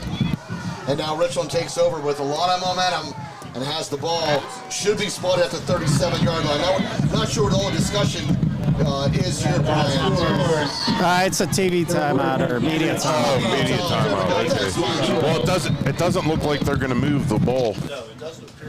Are they just going to keep it where it is? Yeah, if an illegal forward pass. Because it will be a dead ball, right? No, if it's an illegal forward pass, it's a loss of down. So you don't decline that penalty. Right. You enforce the yardage from where the illegal forward pass occurred. Yeah, it doesn't look like they're going to give him any. No, so Richland will take over at the Rams. 42-yard line of Farrell. Yeah, if that's what the foul was, they should have marked off the yardage. 5:14 on the clock here in the third quarter. And Richland just with a ton of momentum. I just asked the ref, and he said they declined it. All right, so But Richland declines the ball. that's my thing is they don't need to. It's a loss of down. Right. That shouldn't even have been an option they gave to Brandon. Pass out to Jackson Fitel quickly on the right side. Jackson Fitel steps over the 35-yard line. Gets out of bounds at the 34. Good job by Jackson Fitel. Nice pickup on first down. And He's again, been the primary receiver tonight. But those quick hitters are so Yeah, good. you gotta. When you're covering the other guys, go to some. And that's just why the Rams have gotten so far into the year so far. They have so much depth at the receiver position. Arnold McGarrett, Jameer Christian, Alex Bond, Jackson Fitel, all very reliable receivers that you can count on to make a play whenever you need it. So big pickup of 8 on first down, second down and 2 for the Rams at the 34-yard line of Farrell, trailing 20-14 with 5:07 on the clock here in the third quarter. Jake Regan quickly again, back shoulder throw for Jameer Christian, couldn't quite get a handle of it. A little bit low. Yeah, tried to hit him on that back shoulder stop play. It was there, it was open. They'll bring up third down and 2. I think you got to give Grayson 2 chances at first down here. Yeah, you just need 2 yards. But again, I like to see Richland exploit the middle of that football field. We've seen it twice already. It was wide open twice. Farrell keeps one safety back deep. And that's about it. Regan into the shotgun. This is Grayson Malla. Grayson Malla straight ahead. Grayson Malla first down over the 30-yard line. So about the 26. We'll give it the 27. First down, Richland. 11 on the tackle, Deontay Gillespie for the Steelers. So Richland found themselves down 20-0 late in the second quarter, able to pick up a touchdown before halftime, came out of the break, scored another touchdown and holds Farrell on 4 downs, takes the ball over, and now has a 1st and 10 from the Farrell 27-yard line. Jake Regan straight ahead. Oh, ball came out. And Jake Regan may have lost the handle on Farrell. That's going to be Farrell I believe ball. has the ball. Second fumble by the Richland Rams. That's huge for That's a momentum. massive play. As Farrell able to get some of that momentum back. Oh, that's a shame. Richland was really on the move. They were right around the 22-yard line of Farrell, and Jake Regan lost the handle, and Farrell was able to jump on it.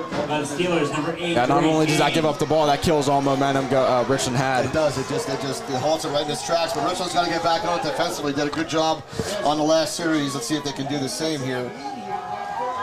Yeah, Richland twice put the ball on the turf, and twice Farrell has gotten them. First down and 10 now for the Steelers. The Geese, Johnson. Johnson straight ahead. Johnson still on his feet as he gets to about the 29-yard line. 7-yard pickup on first down to bring up second down and 3. Yeah, all that great momentum that Richland had just stuffed right there as Jake Regan ran the quarterback keeper, picked up a nice chunk of yards, and unfortunately got the ball knocked out of his hands. And Farrell able to jump on it. Second down and 3, 4:01 and counting here in the third quarter. The Geese keep it. The Geese has a first down and more as he gets over the 35-yard line to about the 43. So now Farrell moving the football a little bit. The Rams need to start going for the ball when the ball carrier is going down. Got to try and strip that, get that ball back. First down. Yeah, two turnovers in the game, both by the Rams on 2 fumbles. One early by Braden Nepper, and this one in the third quarter by Jake Regan. The Geese back to the shotgun. First down and 10. Pegues going to keep it again. Pegues has a hole again. This time Pegues able to find some room as he gets over midfield to the Richland 47-yard line. Give him the 48. So first down and 10 for Farrell. Not for another. Arnold McGarrett will have credit for the tackle. Just as they found a way to stop Juju, now Pegues is beaten. Yeah, unfortunately, Richland stopped themselves. We look at a very promising drive all the way to the 22-yard line of Farrell. Fumbled away, and now Farrell on the move. This is Juju, and Juju finds a crease. Juju gets to the 40-yard line of Richland. Stop by number 1, Grayson Malla. So Malla gets credit for the tackle. This will come to the, looks like they'll place this ball right around the 41 of the Rams. Second down and 4 with 2:35 and counting here in the third quarter. A 20-14 game. Farrell leads and are driving the football after the Jake Regan fumble. Richland's got to get the ship steadied. Pegues going to keep himself. This time Richland there after a short gain to about the 40-yard line. Good job there by Richland to stop Pegues to hold him to a yard. Alex Bond and Brody Hulse. We'll bring up third down in about 2. We'll bring up about a 3rd and 2 for the Steelers. So I'll put it just inside the 40-yard line to about the 39.5. So caught about 1.5 yards for a first down. Third down in the 1.5 yards. Clock at 1:45 and counting here in the third quarter.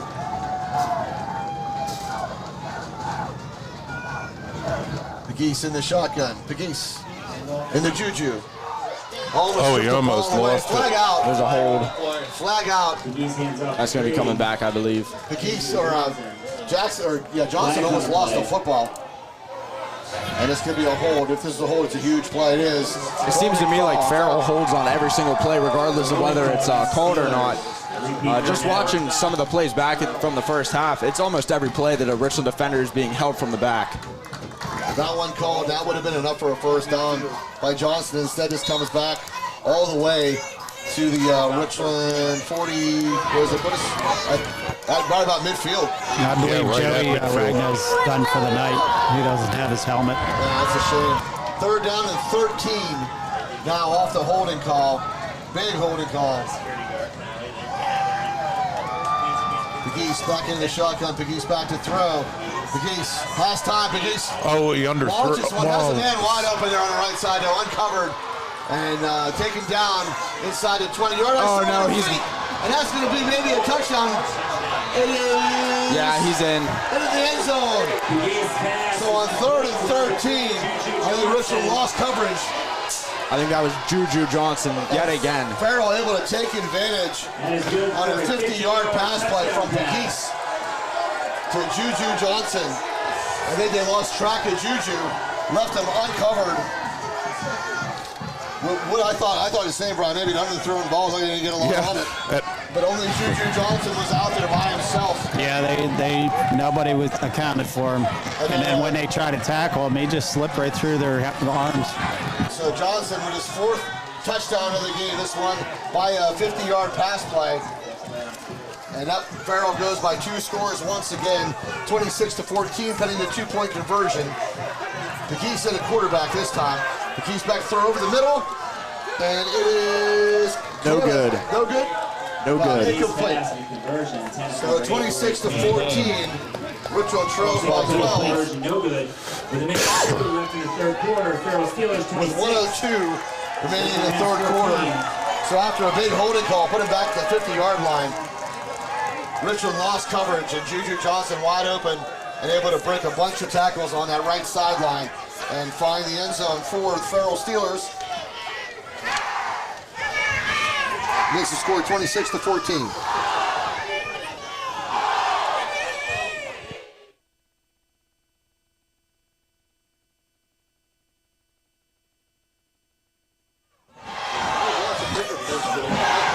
All right, Farrell sideline, crowd getting all riled up here for Farrell as they restore their 2-score lead over the Richland Rams, leading by 12 now. So Richland, after they put the ball twice now, Dom, Richland has lost a fumble, and twice Farrell has found the end zone off of those turnovers. So basically 12 points on turnovers. Both times they missed a 2-point conversion, and Richland's down by 12, and that's the difference in the game.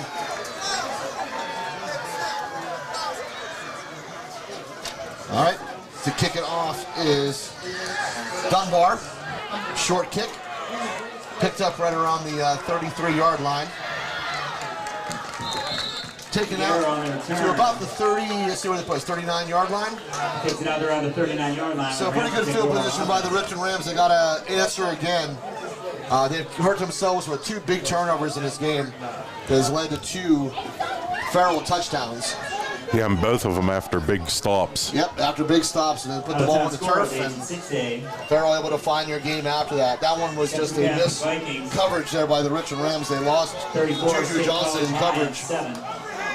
And a good throw by Pegues. 28, Royal City Oilers 0. All right, so 26-14 your score, 56 seconds remaining in the 3rd quarter. Jake Regan back to the shotgun. Richland looking to answer. Regan back to throw. Regan has time, throws over the middle. Went high for it, was Arnold McGarrow off the fingertips, and will fall incomplete. And I think you gotta look to somebody else other than Arnold over the middle, because they're double covering him. To your point, Tom, we have other wide receivers who are only single covered coming over the middle. 2nd down and 10. Very foggy night here from Armstrong High School.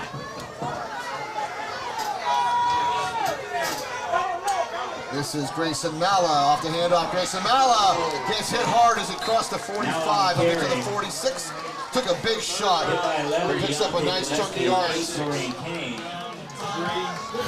Bring up third down and about 3. What do you think here? Do you go back to the air or do you go back to Malo on the ground? I think you're going to go for on 2 downs anyway, so it depends what you feel. I like those quick passes. They've been working pretty much all game long. Looks like they have 2 H-backs in. It might just be I like a a little quick sweeper. hitter myself. But third down and 3. 14 seconds remaining in the third quarter and counting. Richland down 12, 26-14. Back to throw goes Regan. Quick throw out to that left side. Oh, it's awful close. Where he has it spotted. He's gonna be. You see where they spot this. This is going to be spotted right at the 49-yard line. They had the ball. If they give him a first down, that's an awful just spot. short. I was going to say, if that was a first down, that'd be a terrible spot. I think that's going to be the quarter. That's it for the third, guys. And that is for the third quarter. Steelers 26. This is either going to be a fourth down and about inches, or it's going to be a first down and goal, Richland, or first down and 10 for Richland. So let's give thanks to our sponsors once again for a great year of Richland High School football. Thank you to Grayson Lawn Care, the Halcos, Market Basket, RNDT, Flair Country, Vantage Physical Therapy, Slovenian Savings and Loan, State Senator Wayne Langerholtz, RPM Signs, Laurel Auto Group, the Fifth Eatery and Ale House, Precious Metals and Diamond Company, Pinnacle Chiropractic, Moore Family Dentistry, Next Gen Amusements, Johnstown Insider, FX Screen Printing and Embroidery, Erie Insurance, FWF Insurance, The Willow, Dr. Edward L. DiMartino, DMD, Chansu and Cholon Medical Center, Cardellino Eye Care, Best Window and Door Company, Beauty Lawn, Beeline Express Trucking, DB Homes, Ashbro Landscape and Curbing, Advantage Auto Service, Advanced Office Systems, Able Pest Control, First Team Advertising, and First Summit Bank. And a big shout out to the Richland Football Boosters. I think we're going to be in for a hard-hitting, great fourth quarter here. Yeah, they're going to put this at fourth and a couple inches. Hey guys, I just wanted to mention the chain has been a big thing after every game, and I got to give a shout out to Brady Woodhead. He's the one that makes them BW Customs decals. That's his. Yeah, it's Okay, first gave him and a 10. first down. Yeah, I said from where he was spotting They had it. fourth down and 1 on the board, but it is a Yeah. first down and 10, yeah. That was a really bad spot. I don't think he was quite there. They had to get to the 49. The ball is touching that line, so first down and 10. Regan setting up a screenplay, looking for Nala, and just quite couldn't get it away. Good job by the Farrell defense. Mallow wasn't turned around yet. Yeah, he wasn't quite ready. And that Darnell Lacamera did a good job to sniff that out, too. Yeah, number 52, 5'10", 235. There's some big boys on this Farrell football team. Yeah, number 0, Mario Boatwright, was flying down on that screen, too. So even if Grayson did catch it, he probably would have got hit right in the number. All right, so second down and 10. Coming the Richland Rams down down 12 points with 11:57 left on the clock here in the fourth quarter. Joe McEnany went in motion. Might be a busted play. And Jake Regan will at least get some positive yards out of it. I think McEnany expected a handoff, didn't get it. Yeah, these are the mistakes you can't have. And Richland has already turned over the football twice, which has led to 12 points by the Farrell Steelers, which is the difference in the ball game. Are those 2 turnovers. Third down and 7. It's time to find Alex Bond. 11:27 on the clock here in the fourth quarter. You need to put something in, if they don't pick up the first down, Dom, at least fourth and manageable. Pick up some yards here and make it a little bit easier. Yeah, I think the Steelers are going to send some heat here. Regan, quick throw over the middle. Had the man. And I believe that was Jameer Christian, who couldn't quite hold on to it. It would have been enough for a first, well, it wouldn't have been quite enough for a first down. It would have been good yardage, had him streaking across on the slant play. Jameer could not quite hold on to the football. They'll bring up fourth down and 7. Richland going to go for this, obviously, at the 48-yard line of Farrell. He's been so short-handed all year, and that's he's had 2 drops tonight. Yeah, we haven't seen that all year long, and 2 crucial drops tonight. This is just out of character for Jameer Christian. Yeah, that was a good throw by Regan, too. It was right there, and just couldn't quite be held on by Jameer. So big fourth down and 7. Regan rolls out to his right. Regan throws. Has a man on his sideline. Broken up. And incomplete, so Farrell will take over on downs. They did a good job, and they'll take over at the Richland 48-yard line. So Richland had all that momentum, driving the ball after a big stop on Farrell. And Jake Regan unfortunately fumbled at the Farrell 22-yard line, which turned into 6 more points by Farrell as they were able to find the end zone on a 50-yard pass to Juju Johnson. That was a heck of a play to break that up. Yeah, because he had him open. And good job by the Farrell defense to break it up. So all the momentum now back with Farrell. They're up 12 points here, 26-14 with 11:02 remaining here in the fourth quarter. McGeese keeps it himself. McGeese over the midfield.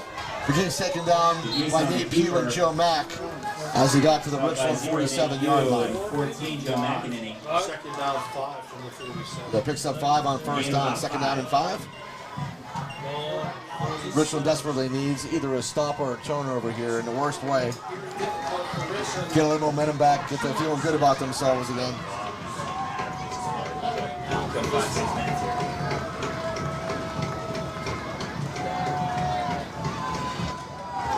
McGeese back in the shotgun. McGeese into the belly of Johnson, spins away from one tackler and able to get about 4 yards. It'll be third down and 1. Number 1, Grayson Mala.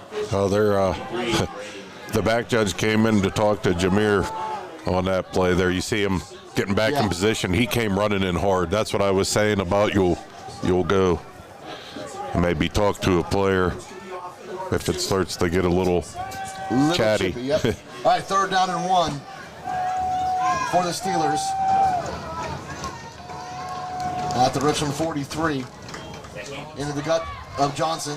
Plows his way forward, has enough for the first down. He's still on his feet. Still can't tackle him. Juju Johnson all the way down to the 20-yard line. Juju Johnson on the carry. Juju Johnson is just, he's fun to watch. I mean, he just, Good enough for he's not the biggest Steelers. in stature. First down. And just carries players with him, keeps those legs turning, so strong. And able to carry a bunch of Richland tacklers all the way to the 20-yard line. So first down and 10 for Farrell, taking control of this game now with 9:20 and counting here in the fourth quarter, up 26-14. I kind of thought Juju Johnson was laying on the bottom of that pile there, and then all of a sudden you just see him streaking down the sideline. Yeah, I thought the same on the pass play. I thought we had him down. In fact, I even said, oh, he's down. And then guess what? He's still going. All right, so Pegues back to the shotgun. Juju again cuts it inside. Juju Johnson taken down at about the 15-yard line. Give him the 14. Stop by number 1, Grayson Mala. Bring up second down and 4. His running style kind of reminds me of Le'Veon Bell, kind of patient until he gets to the line of scrimmage, kind of jumpy, and then as soon as he hits the hole, he's gone. Yeah, he runs high. He looks for, he doesn't get low. He's very elusive. Yeah, like Dom said, very, very patient.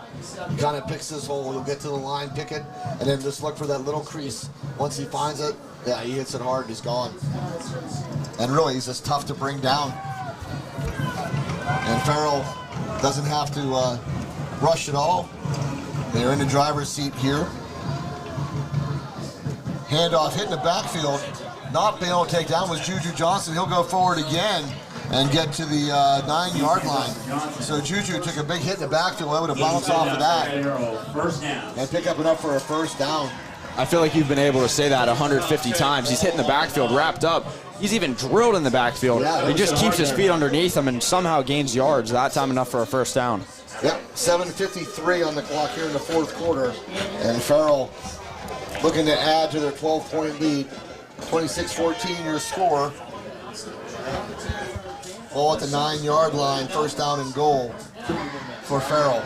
Richland looking for some sort of turnover or even a stop on downs because Farrell does not kick the ball. So Pegues will keep it himself. Pegues lowers his head, and Pegues taken down right around the 3-yard line. Second down and goal after a pickup of 6. Jake Regan in on that tackle. So Jake Regan being called into service on defense. As he's being checked out right now. for Ashton Roberts. I think they're going to do a little bit of a heavier set now inside the 5. This is going to be a heavy dose of number 3. Should be at least. Yep, Pegues coming off the field now. So Pegues won't even be out there. This will be Juju will line up in the Wildcat. And we've seen this before. He'll almost take 2 steps backwards and then just run forward, is what we've seen on his 2-point conversions. Second down and goal from the... This time he's just going to sprint out to the left side, turn it up in, and it will be a touchdown by Juju Johnson. His 5th touchdown of the game. From 3 yards out goes Juju Johnson. 5 touchdown game, 4 on the ground and 1 in the air. So as advertised, we read a lot about him, heard a lot about him, and now you see him, and he is impressive. Very, very impressive. More than I expected, to be honest. I thought he was just going to be an elusive back, a guy that makes cuts, gets a couple more yards than he should. I didn't think he was a guy that was going to get 4 more touchdowns than he should have. Anytime you hear guys go into a school like Nebraska, I knew it was going to be good. That one's on the turf, which was able to jump on it. As Johnson never really got that ball clean off the snap. So 2-point conversion fails again. With 32-14 your score now. With 6:39 left in the game. So only 6:39 left. Richland's got their work cut out for the year. Going to have to score quickly. Maybe an onside kick, a stop, and then get the ball back again. But down 3 scores now once again. Yeah, a game like this, you pretty much got to play flawless, and those 2 turnovers. They're massive. That was 12 points in this game. They missed both 2-point conversions on those plays, but that's 12 points that you gave away for sure. And like Brian said, that was after huge stops by the Richland defense. Yeah, no quit, all hard on this team. I mean, they're playing hard. Oh, definitely. There's no stopping. Yep. This player's on a different level. Johnson. Yep, 5 touchdowns by Juju Johnson. He has a 7-yard run, he has a 5-yard run, an 11-yard run. He has a 50-yard touchdown catch, and he added a 3-yard touchdown run as well. So it just feels like we're calling his name every single time, and yeah, he's that good. Yeah, I think Richland schemed pretty well around him. I think they, had the right idea. I just think nothing you can really do when he breaks 6 tackles a play and runs for 60 yards every time. Yeah, very, very hard to tackle. We see him hit hard a couple of times, especially in the backfield. Or get a hand on him, it doesn't bother him. He just spins away and he's gone. Take nothing away from the Richland Rams football season. They've had a tremendous season. District 6 2A champs. Had a state playoff game and have showed themselves off very, very well here at Armstrong High School. As you said, Dom, just a little too much in Farrell. Still 6:39 left, but Richland down 18 points. So a tall task for the Richland Rams to come back in this one, as Dunbar will kick it off. Maybe you get a kickoff return, just something to spark you again. One's kicked away low, fielded right around the 25-yard line, up to the 30, 35. Back and he's still on his feet at around the 40-yard line. Good There's a flag down. We're going to get called for a hold. Flag on the play. Pretty good return by Joe Mack, but yeah, this one may come back. Sponge right there on his sideline. One thing that the Rams have done well tonight is it's been a clean game penalty-wise. Not too many holdings, not too many offsides, false starts, delay of game, stuff like that. While Farrell has had a bunch, so I think down the road, I think that's going to end up biting Farrell in the butt later in the season. Just thinking on that kickoff, not having a kicker either. I don't know if that makes a difference. Going down, in the championships. For sure. I mean, when you can't put a point on the board, right, you rely on 2-point conversions, and the other team knows you have to go for 2-point conversions. You might be able to scheme for that, but that can hurt, Sponge, absolutely. And I think Juju Johnson has been all 5 of their 2-point conversion tries, so I think that's just kind of their main idea is if they get in the end zone, just give it right back to him and hope he can do it again. Yeah, they put him in the Wildcat and let him go to it. I think we only see Pegues in on one of them. They tried to pass, but it didn't work. First down and 10 for the Richland Rams. Batted down at the line. And that will go incomplete. Good job by the Farrell defensive front to knock that ball down. I think that ball was going to be picked off if it made it through. They may have, yeah. So both 23-yard line of Richland, second down and 10.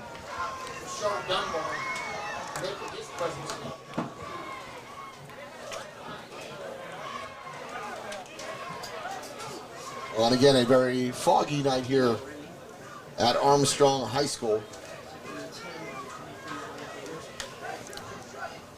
Richland got as close as 6 points in this game.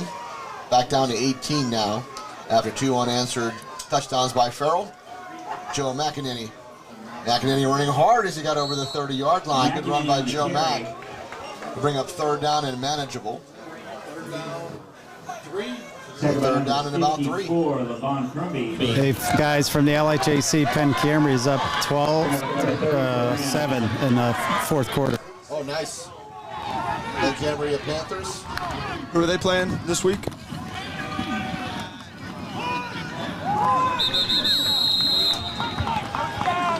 McEnany on the carry.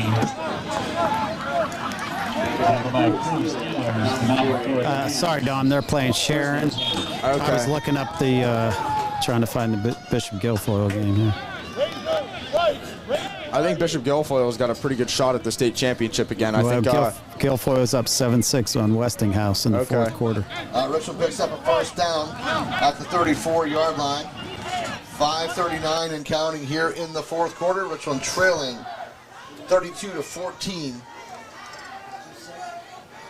Regan has Arnold McGarrett up on a little slant play. Caught at the 39-yard line. 5-yard pickup on first down, bring up second down and 5. Give him about 5.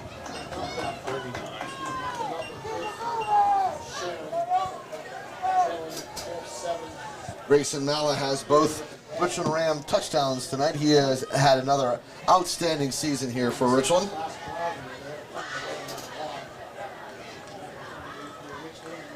Second down and 5. Regan back to throw. Regan taking some heat. Regan has to roll out. Regan slides. Good job by Jake Regan just to get down, as he would have taken a big shot, but unfortunately all the way back to the 34-yard line. They'll bring up third down and 10. Defended by number 5. Jake stood tall in the pocket, then got a heavy rush. Had to roll up to the right, and then did the right thing, get down before he got walloped. Yeah, you got to give that sack to the Steelers secondary there. That was a great job. Nobody was open downfield, and Regan just had to kind of take the coverage sack there. Yep, excellent coverage downfield, no doubt about it. Down to 4:18 and counting here in the fourth quarter. Third down and 10. Regan back to throw. Good rush. Again, taken down. Goes Jake Regan all the way back to the 29-yard line. That was number 15. Did they say 15? Number 17. 4. That was 17. 17. That's Carlo Lowe. He's built like a Mack truck. Yeah, he's listed again at 6'3", 260. He's every bit of it. Oh, I agree.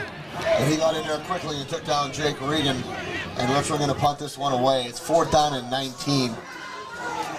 So with 3:42 and counting on the clock, Regan going to punt.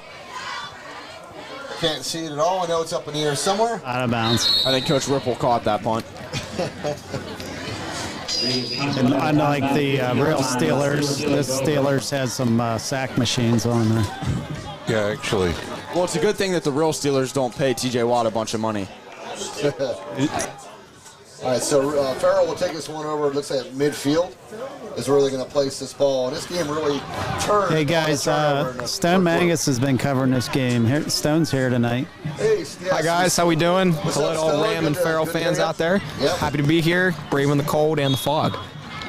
And my son, Connor's been shadowing him all night. Nice. And Future PFN intern here. There you go. PFN. All right, first down and 10 for Farrell. This is Pegues who keeps it.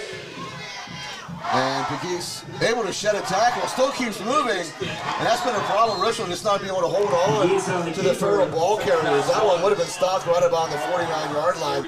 Instead, it goes all the way to the 41-yard line of Richland. So good job, good hard running by Pegues. I'm interested to know what Farrell's average yards per play is, because I feel like almost every time they touch the ball, it's going for 9.5, 10 yards. And that one for 9, second down and 1. Richland unable to hold on to Pegues. They had him again for a short gain Big East just kept those legs turning and was able to pick up 9.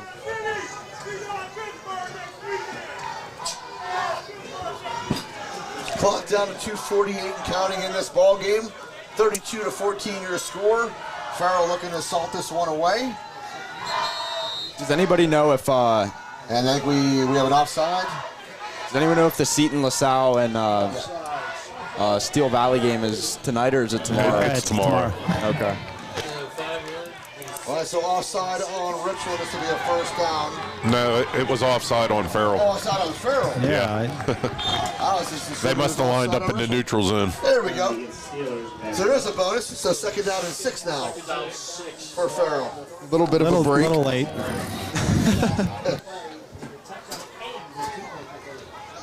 .225 and counting on the clock in this one. Not in question.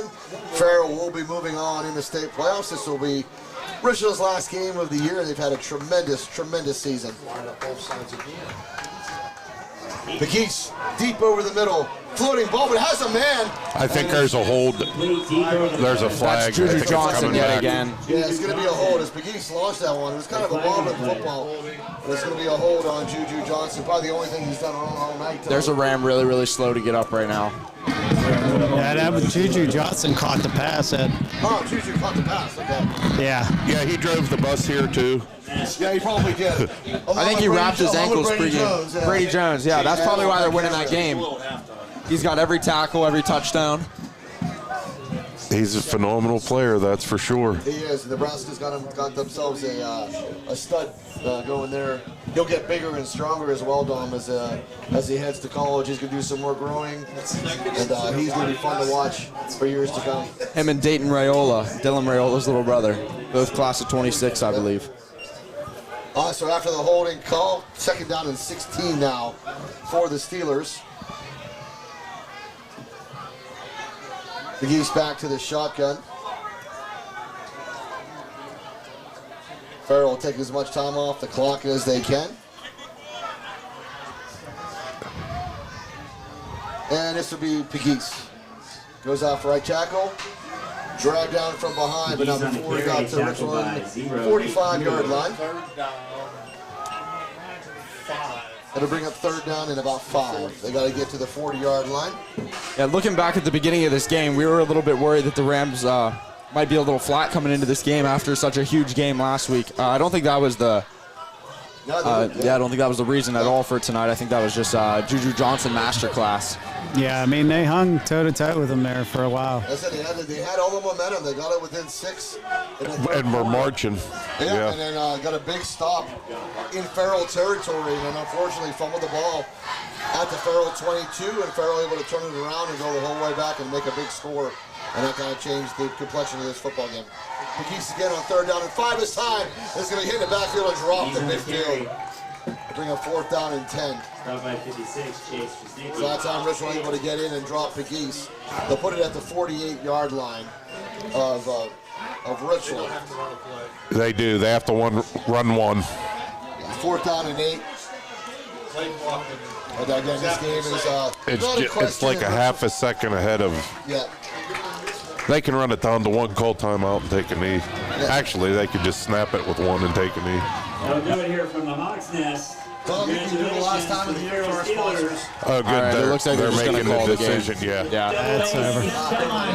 All right, so while they're going through the line, we'd like to give a thank you to our 2025 sponsors: First Summit Bank, First Team Advertising, Able Pest Control, Advanced Office Systems, Advantage Auto Service, Ashbro Landscape and Curbing, DB Homes, Beeline Express Trucking, Beauty Lawn, Best Window and Door Company, Cardolino Eye Care, Chan Soon Shung Medical Center, Dr. Edward L. DiMartino, DMD, The Willow, FWF Insurance, Erie Insurance, FX Screen Printing and Embroidery, Johnstown Insider, Next Gen Amusements, More Dentistry, Pinnacle Chiropractic, Precious Metals and Diamonds Company, The Fifth Eatery and Ale House, Laurel Water Group, RPM Signs, State Senator Wayne Langerholt, Slovenian Savings and Loan, Vantage Physical Therapy, Flair of Country, R&DT, Market Basket, Mahalco's, and Grayson Lawn Care. Yeah, thank you to Richland Football Boosters for another excellent year of Richland Ram football. Richland goes 12-2 on the season, and just a loss here at Armstrong High School against a very, very good Farrell football team. They were the District 10 champs.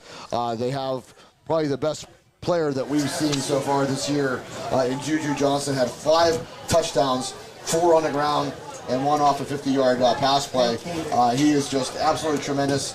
But give a lot of credit to Richland Rams. I mean, they came here. We were afraid of the letdown, and like you said, Dom, I don't think they had that. I just think they couldn't quite hold on to Juju Johnson. Just couldn't get him to the ground, and he is so fast, just able to break it to the outside. Richland did get back in this game at 1 point. Again, down by 6 points. Had all the momentum in the world. Made a big stop inside of Farrell territory. Unfortunately, coughed up the ball at the 22-yard line of Farrell.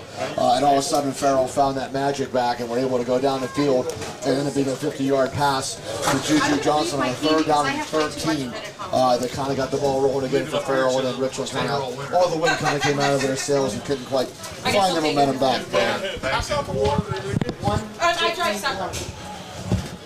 Yeah, definitely not a bad game played by the Rams. Just a little too much to handle in the Farrell offense. Like you said, 5 touchdowns from Juju Johnson is just, kind of unbeatable. The crucial turnovers early in the game and then again in the 3rd quarter just can't happen. I do think that they played a clean game.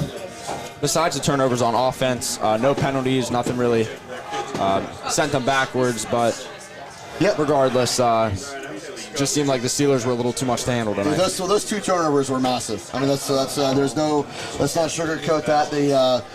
Farrell got 12 points on Richland Ram fumbles after big stops on defense. And both were momentum changers. Yeah, they were absolutely momentum changers. You just stopped them on the opening kickoff. Especially the second half. But that one in the second half, you stopped them after you just had scored to get within a touchdown and were marching. But you're playing good teams, and good teams find a way to get, make big plays like that. Tom, good teams find a way to win, and just like North Carolina, women's field hockey team. That's right. We were watching them we were eating dinner, and they were ranked number 1, and it was. No, they lost though. They did lose. They did lose. I forgot about that. They had a goal called back that would have won the game, and then shortly after that, they lost the game. But still, as we said, good teams find a way to win, and Farrell, very good team. Wish them all the luck as they move forward in their quest for a state title. I don't know much about any of the teams that they'll be playing moving on, but I can't imagine that they're going to have any more to an answer for Juju Johnson as the Rams did tonight. Well, they're going to have, more than likely, Southern Columbia will be in the finals once more. So whoever Southern Columbia is going to have to face, whether it's Farrell or some other team, you can never count Southern Columbia out. They're always just there. And the Farrell will play the winner of the Seton LaSalle Still Valley game that's taking place tomorrow down at Acrisure Stadium. And that's why that turf gets so beat up. Everybody plays at Acrisure Stadium. It's a grass field, and you have the Pitt Panthers playing there. You have high school championship and playoff games being played there, and that takes a beating on that grass. That's probably why Pitt's not so great at football. That's exactly what it is, Dom. If we had our own field, we'd be much, much better. We're just waiting for Coach Bailey to break and get a little interview with Sponge, maybe grab a couple of players for their thoughts on the season. I have to imagine this speech is going to be a little longer, probably thanking all the seniors for 4 great years. For sure. And what a way to cap off their senior year, Tom, to walk away with the District 6 title and get a chance to play in a state game. Yeah, not only winning a state or the District 6 title, but beating your longtime rival who you lost to earlier in the year. That's got to be a great feeling. Probably can still hang your head high on this season, knowing that you went out beat McCourt in the District 6 championship. See Braden Nepper really limping off the field. Coach, take me inside that huddle. What'd you tell your team? Yeah, I just told them we love them. I mean, we knew we had to play a darn near perfect game. We played a really good game. We didn't play a perfect game. It's how the result ends up on the other team. Other side, we wish the Farrell team the best of luck. They played hard and they scored more than us tonight. Yeah, we were saying second half, you're right there. You're toe for toe, and then a turnover. But it happens, and Against good teams like this, you just can't do that. Yeah, we had the momentum, and thought it was going to happen, and they play hard, man. They forced those turnovers, and that kind of then they were able to go score and get some. We had some injuries, and things kind of snowballed there for us in the second half. Had some real good seniors tonight. What'd you say to them? Yeah, I mean, I told them that they got the program back here and, won that district title, and their picture will be on the wall, and their 2025 will be on that, hanging in that banner forever in the gymnasium. And, they just gave so much to the program. Just told them to, thank their families for allowing them to commit so much of their time and invest their time into the program. It looks like you have a great group of juniors, though, coming up, so hopefully we're right back here next year. Yeah, great nucleus of underclassmen. But tonight it's you feel for those seniors. It's the last time they're going to get to walk on a field like this with this team. Thank you for all the and we thank the boosters, and we love doing this. So hopefully we'll be back next year to do the same thing. Appreciate it, man. Thanks, Ryan. Thank you. I give a big shout out. I just got the message now from Scott Dunlap. Big shout out to the senior cheerleaders as well as they were here. So to Aubrey Dunlap and Savannah Sellers, great job on the sideline all year for the Richland Ram cheerleaders as well. Great year of Richland football again, and we can't say enough. We love doing this. We'll be back next year. This was a great run by the Richland football team. Trying to find some players, but looks like they're all heading. Yeah, unfortunately, it's just one of those nights. Punch. It's a hard, emotional night, and I think kids are just heading off. They've got, it's been a long year. It's been a good year, but unfortunately, a good thing came to an end tonight here on the football field at Armstrong High School. So we're going to wrap it up for the year. We can't thank all of you enough for listening and tuning in and giving us your excellent feedback and all the positive support that we get. So for Dom Schenk, Brian Schmidt, Brian Espongebrett, and Dave Bevelar, we can't thank you enough for setting us up this year. It's so nice we don't have to carry equipment. He does everything. Got us on the air when we probably would have been struggling in the years past. So thank you to Dave. Thank you to our sponsors. Thank you to the Richland Ram football boosters. Until next year, everyone, this is Ed DiMartino saying good night, and we'll see you all again shortly. You've been listening to the Richland Ram Football Network.